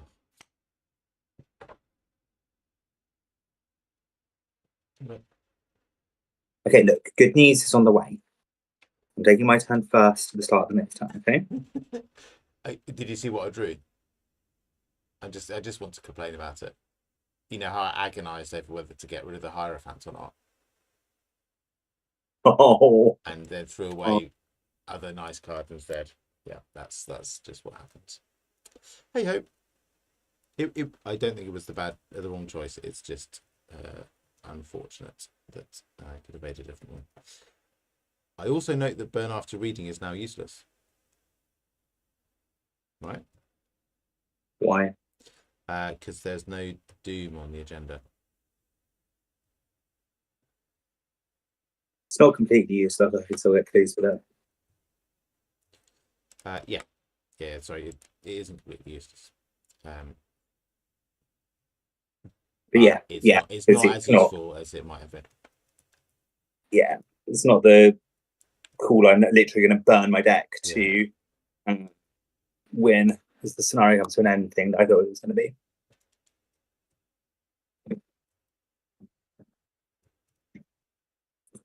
Okay, are we ready to do the mythos space? Yep. So we don't put a doom on the agenda. We add a nameless madness to the location nearest to an investigator without a copy of that enemy that is connected to a location with a copy of that enemy. So we have several choices this that one, fit that. Yeah, it's that one, one that was this one, or this one. I vote. They're not hunters, right? No, they just accrue. They come into these locations and hang around like a bad smell. This is a place that we, as far as I can see, don't care about going ever. So let's start there. Yep. Cool.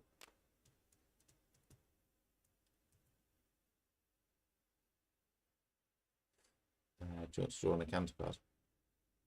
One is a strong word. Hey. All right. Admittedly, to be fair, I only got one in my deck, and it's not that bad. So. I drew an Ancient Evils. Gee, wouldn't it be nice to have a Ward of Protection in my hand right now? So, our choices now are this location, or this location, or this location. I think the one at the bottom is what we're looking for. Yeah, I agree. I'm sorry that I didn't replace Alter Fate. It definitely would have been better. A Test of Will. Oh, that's fine.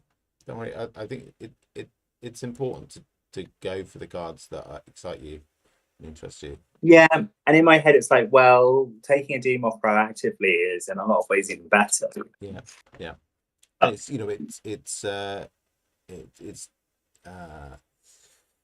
design heritage is unquestionably very laudable. So there's that. Mm-hmm. Okay, that was the mythos phase. Let's say no more. Oh, the Nameless Madness in our location has Reddit.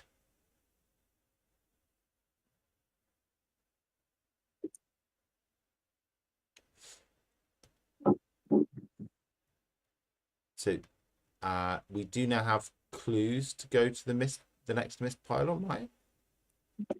Yeah, but one of the other us needs to evade the madness first. Or attack it. Or attack it, or one of the other or both of us takes a test opportunity. Yeah. Those are the options.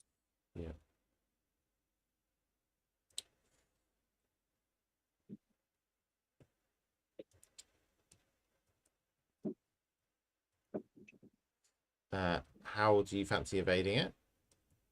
And how soon in your turn does it work as an action?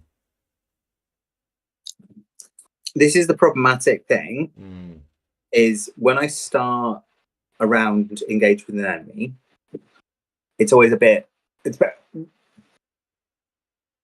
it's just a normal enemy, it's fine. I just attack it shitly for a couple of rounds, do my drawing and stuff, and that's all okay. Because this has got like attack and a retaliate and alert. Yeah. I don't really want to do that. If I can possibly avoid it. there's also a degree to which I don't want to be using expensive methods over and over and over again to avoid taking 1 damage and 1 horror. Yeah. And do over and over and over again, frankly. I've got loads of stuff. Yeah, the issue I've got is that I've lost all of my cards, first of all, but also as your flame, I don't really want to be using those precious tokens just to exhaust an enemy for 1 turn. Yeah, same as me, really. To be honest, I might just attack it, and if it goes bad, it goes badly. There is the small chance of pulling the Doom token. Yeah. I think if you're able to have a pop at it, you should.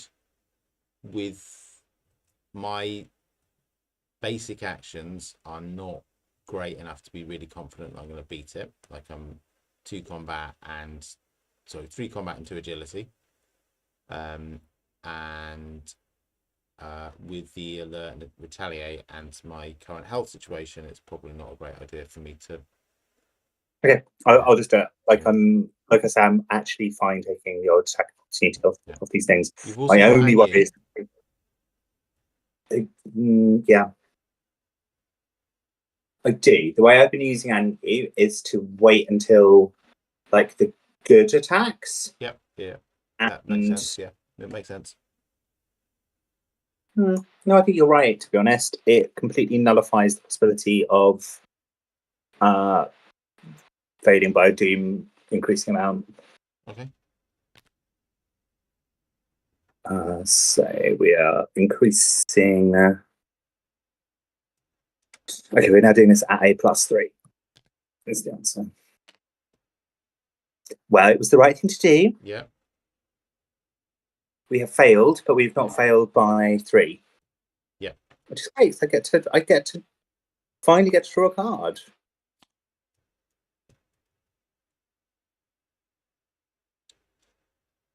Cool. However, it is going to give me an attack opportunity, right? How is it +3, Jessica? Okay. So, Nameless Madness is. I think I have done the maths wrong. So it's actually 2 evade. I thought it was 1 evade. It's 1 per person. Let's do all of this maths. It's a natural 2. Yeah.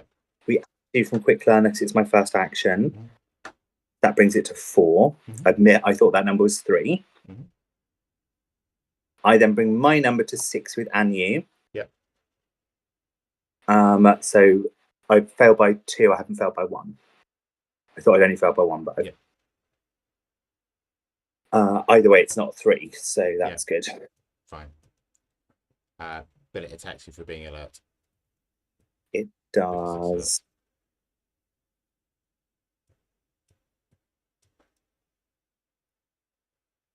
I'm just going to take it directly. Yeah. I don't like Annie being on 1. No, I think I wouldn't be afraid of putting some damage on Cookie, but as there are cards knocking around that randomly do points of damage or horror, you don't really want to have your very useful allies one away from death if you can avoid it.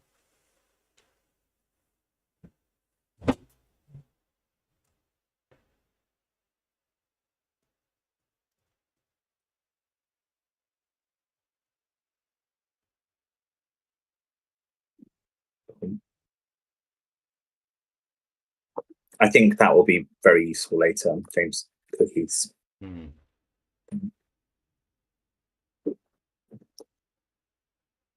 Okay, so that was my first action.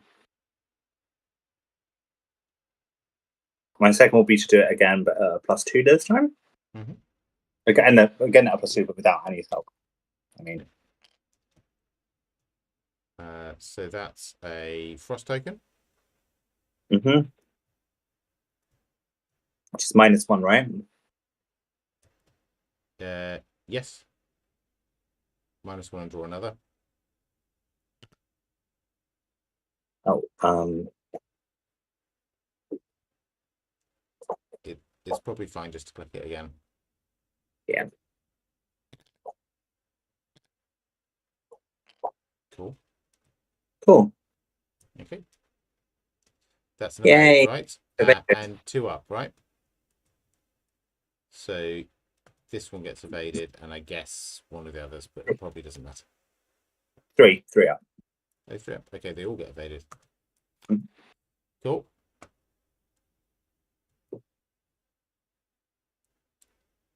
That's action 2. I've got 4 this turn. Yeah. Because I don't know if this is the most efficient thing to do, Dave. But it's what's happening. I'm going to look through your deck using the collected works of Poe and remove any Achilles there were in the top 6. Okay. And you get to draw a card. Oh, thanks. That is nice. Okay, so there's At the same, so it works. What's that? But we can do it because we're at the same location.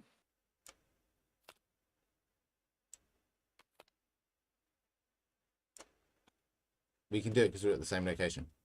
Mm-hmm. Cool. See. That has got rid of 1 to kill Lily. Brilliant. Yep.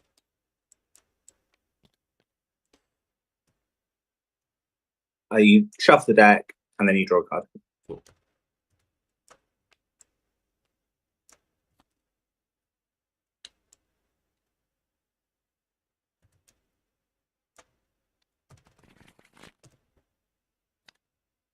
Hey.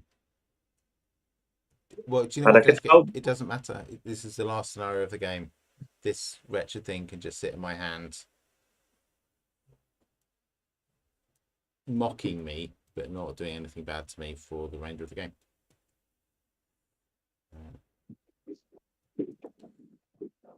Cool. Cool. Do you want to move to the mist pylon? That was my last action. Ah, okay.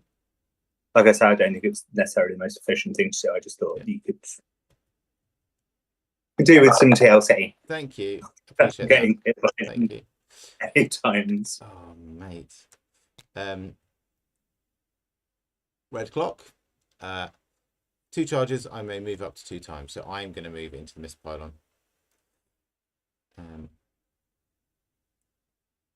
I'm actually, I think, if I move into this one and then this one, won't have one of these bastards in my face on the next turn. Oh yeah, if you see what I mean. So we'll go ahead. I do see what. Yeah. Could you spend the 2 clues? Yeah. Oh boy. Neither of us have that. The toasting fork seal. Each enemy gets -2 fight and -2 evade while it is at a mist pylon. That would have been nice.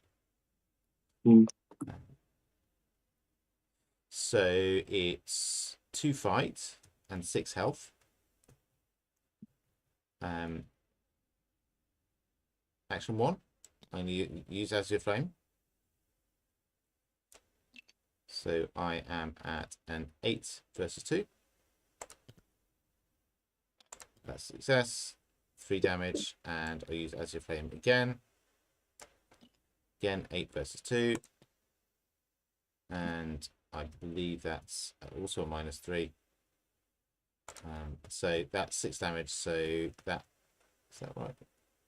Yeah. Oh no, it's -1. There's no ancient 1 enemy at my location. So that's 6 damage on this mist pylon. So that's collapsed. Brilliant. 2 down, 2 to go. And I think I'll probably just draw a card. Because we don't have enough clues for me to go and look in another mist pylon, do we? Yeah. Draw a card. Done. Okay. Cool.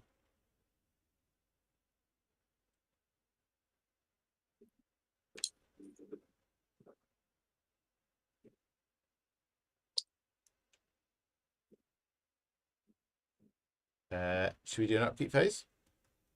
Mm-hmm. Oh. Okay.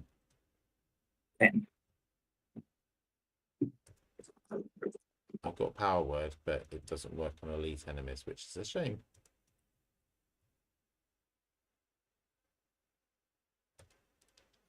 It would be quite good to like power word this mist and send it off around the board doing our bidding. I feel like there might not be any other enemies in this scenario, which means power word is also useless. We'll see. One more round. One more round. I see that. Yep. So method phase, one doom of. Oh, no, we don't do doom. Another one's done.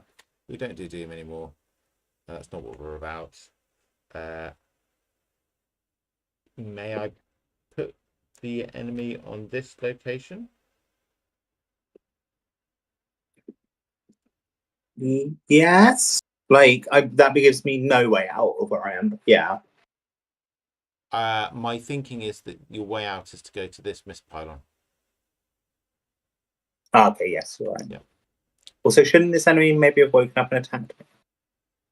Engage with you. Mm-hmm. Well, readied and been massive in your location. Massive eidolons in your area. Mm.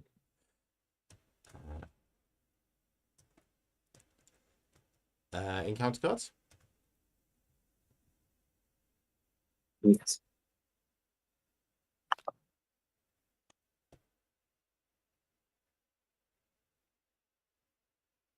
Hmm. Okay. Well, that I could neither rain nor snow this. That's I don't care about very much. I care very much about this old keyring. I think that's a good target for neither rain nor snow, unless you've got something that Sure. you can lose. Like I said, that old keyring's got one charge man. So the fire doesn't matter now. The bad thing cannot happen. Mm-hmm.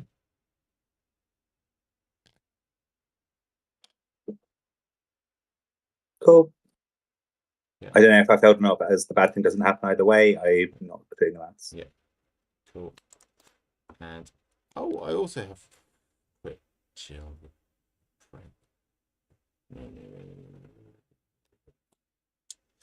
Okay. So I am one up. And I fail. Okay, great. I'll discard a copy of the Hierophant. Sorry, Dave. I had such good momentum in this scenario. Like, I think it was the best this deck has like started off. And anyway, we've killed two pylons. We've got time. It's a winnable scenario.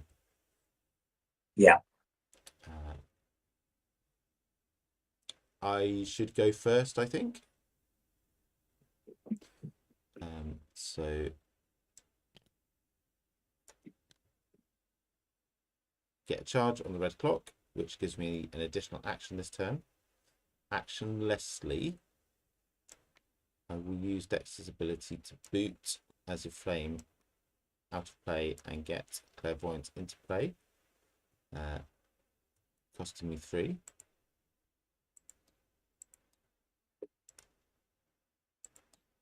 And then I'll use clairvoyance.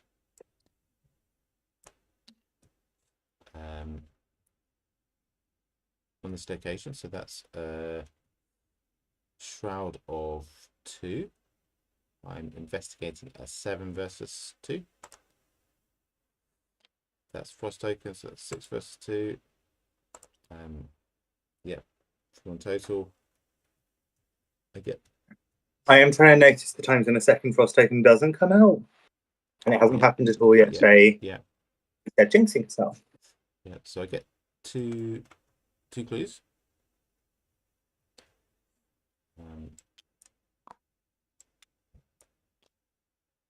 This goes up to 8, not that it really matters, but there it is.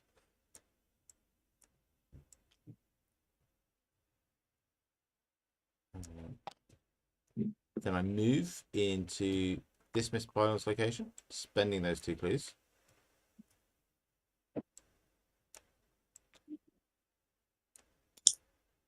So this is a spicy. 5 shrouds, 2 clues. So 5 fight, 2 health.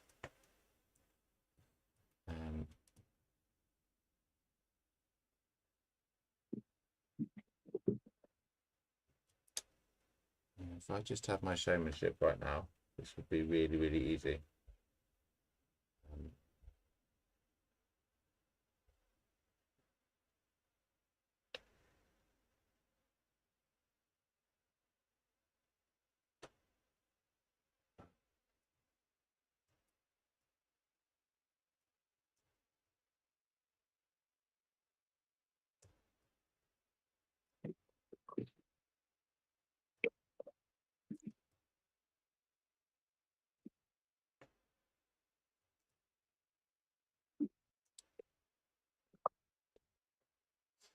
Shall I go for it?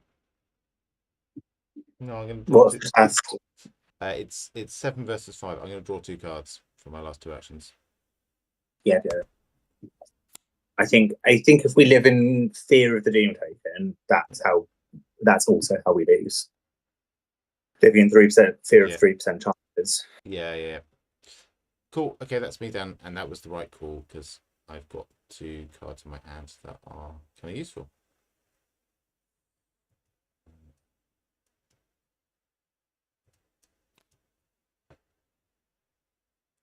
Your turn.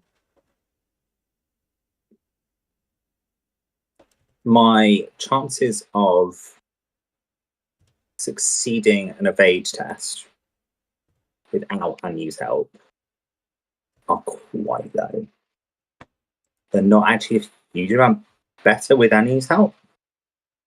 My thinking is rather than it's like it's not, unless I draw the doom token, it's not that bad if I fail the test. But rather than staying here and punching it in the face, I might just leave and let it punch me on the way out. Yeah. If it's going to hit anyway. Yeah. It's better to take the move and attack of opportunity than waste an action and then take the attack from alert. Yeah, I think that totally makes sense.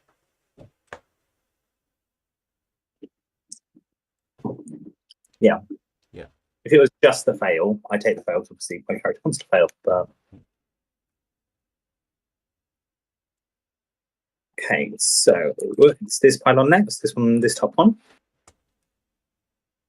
What's that? It's the top most of these 2 pylons that I want to go to. Yes. Yeah. The bottom of the 2 is already collapsed.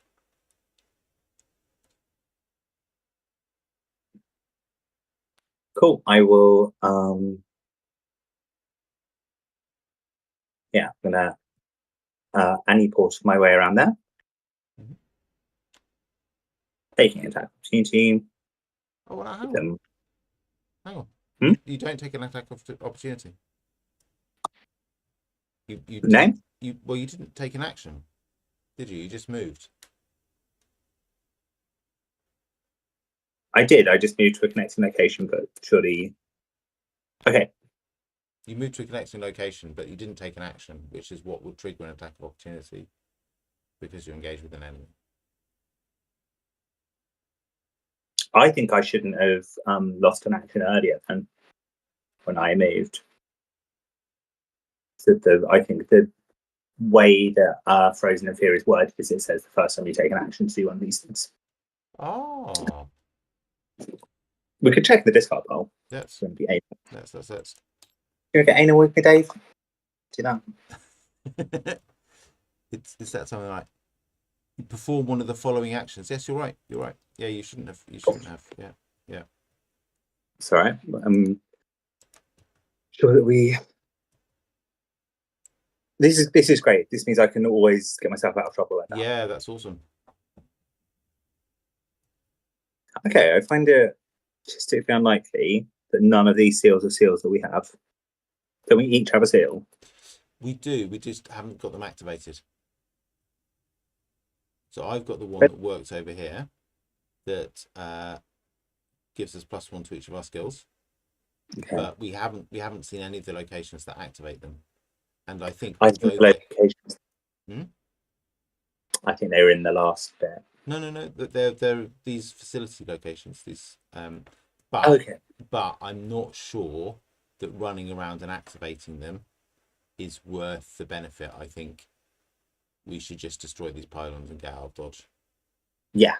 I think if we happen across a place to activate a pylon, fine. Yeah. That's fine, but otherwise it's not. I agree, it's not something to be looking for. Yeah.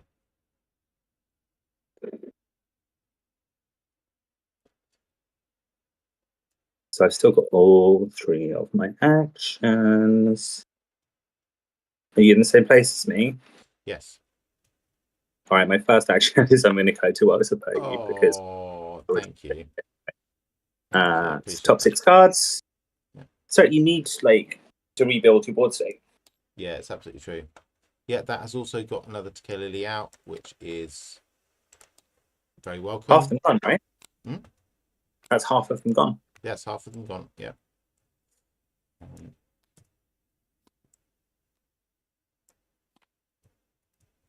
And I draw a card as well. Yes, please. Yeah. Cool. Yeah, that's a great card to have in my hand. Very happy about that. Because that is a comfortably fight Nameless Madness in my location without having to use any of my precious charges. Cool. So this place is 5 shroud with 2 clues on it. Yeah, I can definitely deal with all of this next turn. Okay. I don't have to. Is the thing. We need clues. Is the other thing. Well, I mean, I can definitely deal with it next turn, but also if you can deal with it, which means we can keep moving on, then that's probably good. It's quite a hard place to investigate. Yeah. Is what I would say. For my last action, I could possibly do it with the crystals. But I'd do it at a +2 with the crystals. I think the next one is unlikely to be as hard to deal with.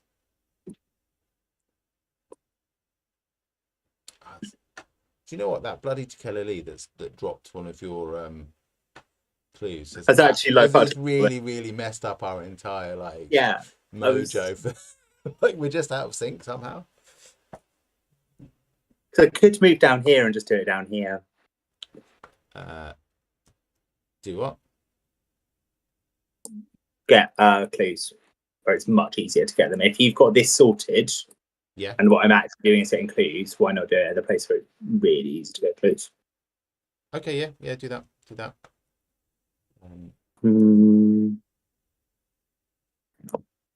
Okay.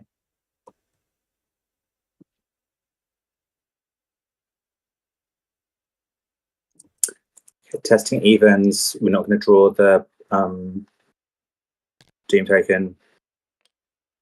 Oh no, I failed. Except, look. Oh. There we go. Did you move down, I've or got was that at this location? no, that was at this location. I just realized because I've got to look what I found in my hand. I Oh, might as well cool. use it. Yeah, yeah, yeah. Cool. Okay, so you get 2 clues. Oh, that's it there. You get 2 clues.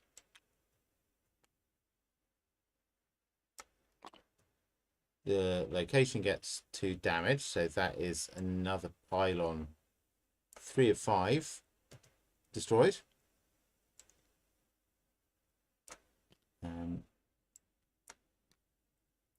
I've got 1 action left as well, so I'm going to move over to dismiss Yeah, pylon. do it.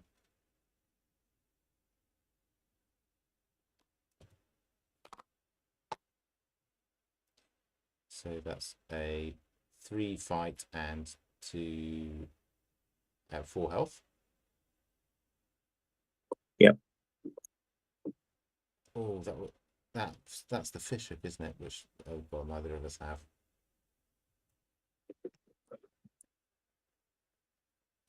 Geez, it would be nice to have some seals right now.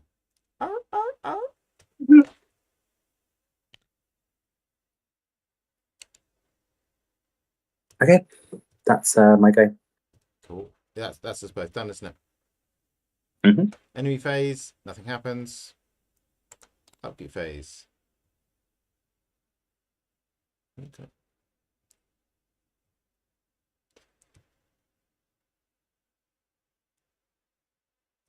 That might be if you can get that into play and feed my mineral specimen. Yeah, yeah. I'm down with that as a plan. Let's absolutely do it.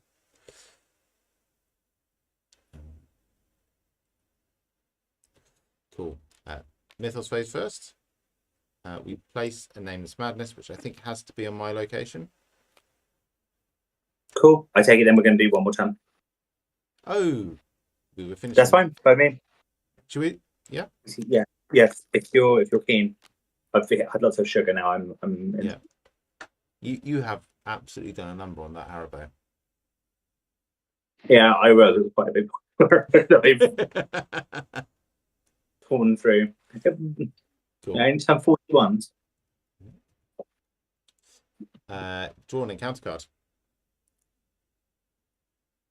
Okay. You can piss off. Yeah. I've got Ancient Evils. Okay. Let's see.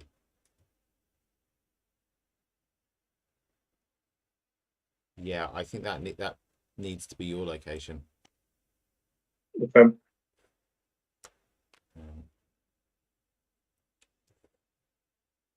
Piss off Ancient Evils. No one likes you.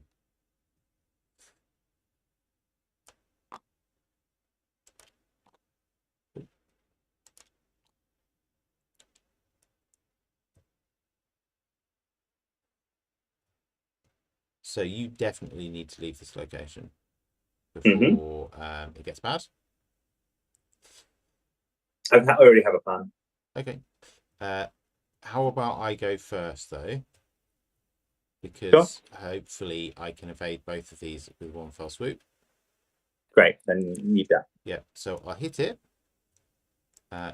Committing overpower. That puts me at a 5 versus 2.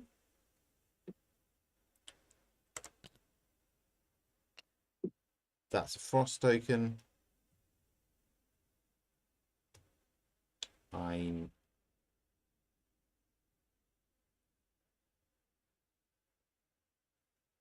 going to Claypool that. Yeah, I was going to say I think you but should. not spend supply off him. Okay. So just draw another. -1. Fine. Okay, so that is a succeed by 2. So exhaust this one and the one at your location. Brilliant. I forgot at the start of my turn to take these 3 charges. So I'll just rep on that.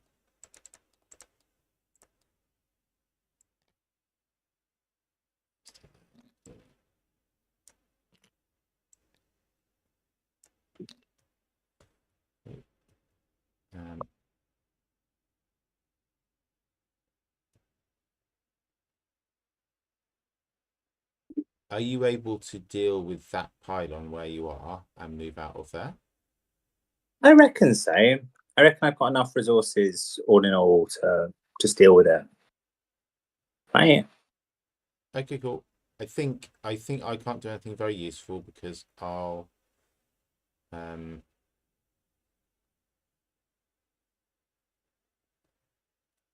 uh I'll just end up getting hit by the miasma. So I think I'll just take 2 actions to move. Sure. So go here and here.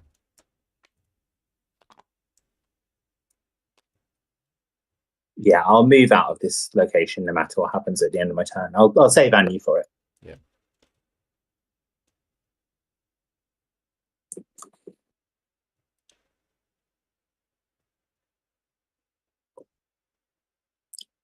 These miasma, yeah, these nameless mantises are really annoying, aren't they? They just follow us around. Like even Yeah. here, it's going to be the next place that gets one dropped on it. Yeah. It's thematically it's perfect, but like okay, I am going to investigate and fail whilst investigating. I think if I don't use my inbuilt talent for failure, I'm not playing this game properly. I'm worrying about 1 in 30 thing. I know the odds are a little bit different to that, but yeah, I think I have to do those. But You can.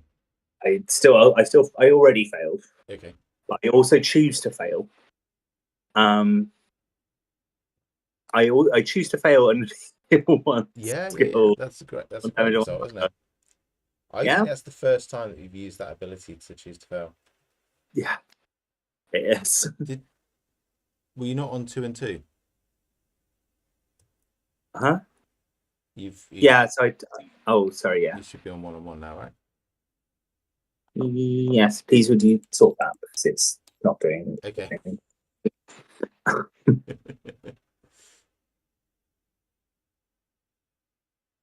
Cool. I get 3 cards and 2 resources.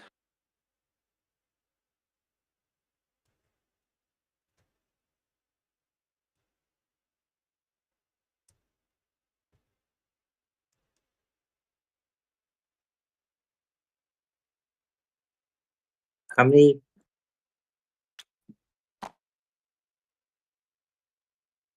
There's a little bit.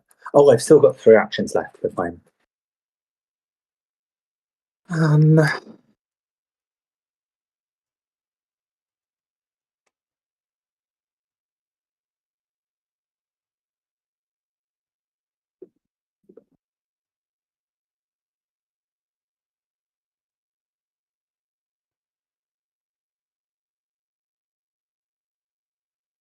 Sorry, I'm just thinking about my best course of action here.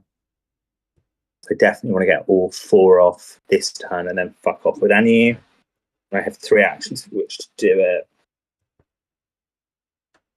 I should install this keyring. I should install over the other old keyring. I should install this better old keyring. Yeah. That actually has to do acceleration. I should also take the 2 resources that I got for using that card. And I should spend 1 of them on the new keyring. For my 3rd action, I will use the new old keyring.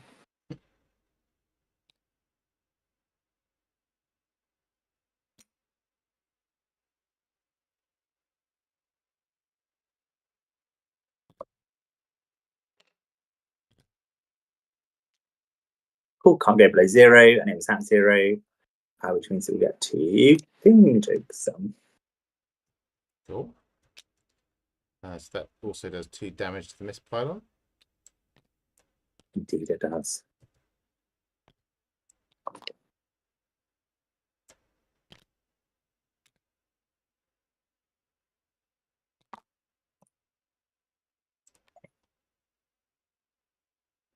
So I just need to do that again, basically. And that, I think, is the best way to do this. I think you're absolutely right. That was the way to do it.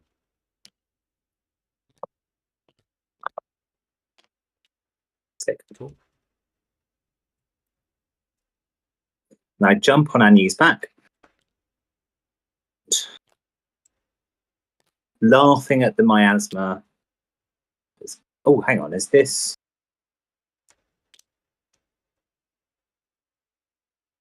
Did I evade this? I did it for you. I punched. Okay. I punched them both.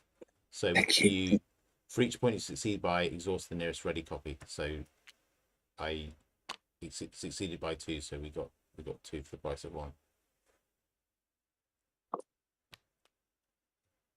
And I'm here now with you. Yep. Is that the end of your turn? That is the end of my turn. Cool. Do you want to just go and sort out this last pylon bit? The last pylon. Yeah, I feel like this is an odd moment now to stop it when we've got 1 pylon left. Okay. And we be like absolutely, yeah. Let's finish this. I'm happy to. I'm just gonna leave open the possibility that once we've done it, you'll see the end of the scenario so close at hand that it will be weird to stop and have another short stream. I'm okay with it. Like if Yeah. So how long would it be to actually finish it tonight?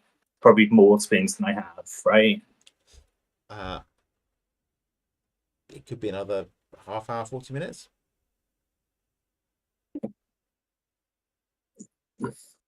I wish I could say yes. Yep. Like I came in tired, unfortunately. Yeah. It is midnight. I have to work tomorrow. Yeah. Okay, let's leave this climactic pylon. Should we do our upkeep phase? Yeah, let's do our upkeep phase, and we'll leave it at the start of Mythos, like as is our want. Oh, hello. Yeah. So, God, you're determined. This is one hell of a place to have found me, mob enforcer. Yeah. You're fine. He just wants money. Yeah. Or like quite a lot of punching in the face. You'll admit it's if someone followed me this far out tomorrow, I give them full resources to fuck off. If you go, mate, into the miasma infested wilds of Antarctica, yeah. Right. Buy yourself a packet of fags, you'll be happy. Yeah. We don't enforce. People respect us. Cool. Yeah, this is good. I can see both the end of the scenario and the possibility of like getting back to the board state I was before the unpleasantness. So that's nice.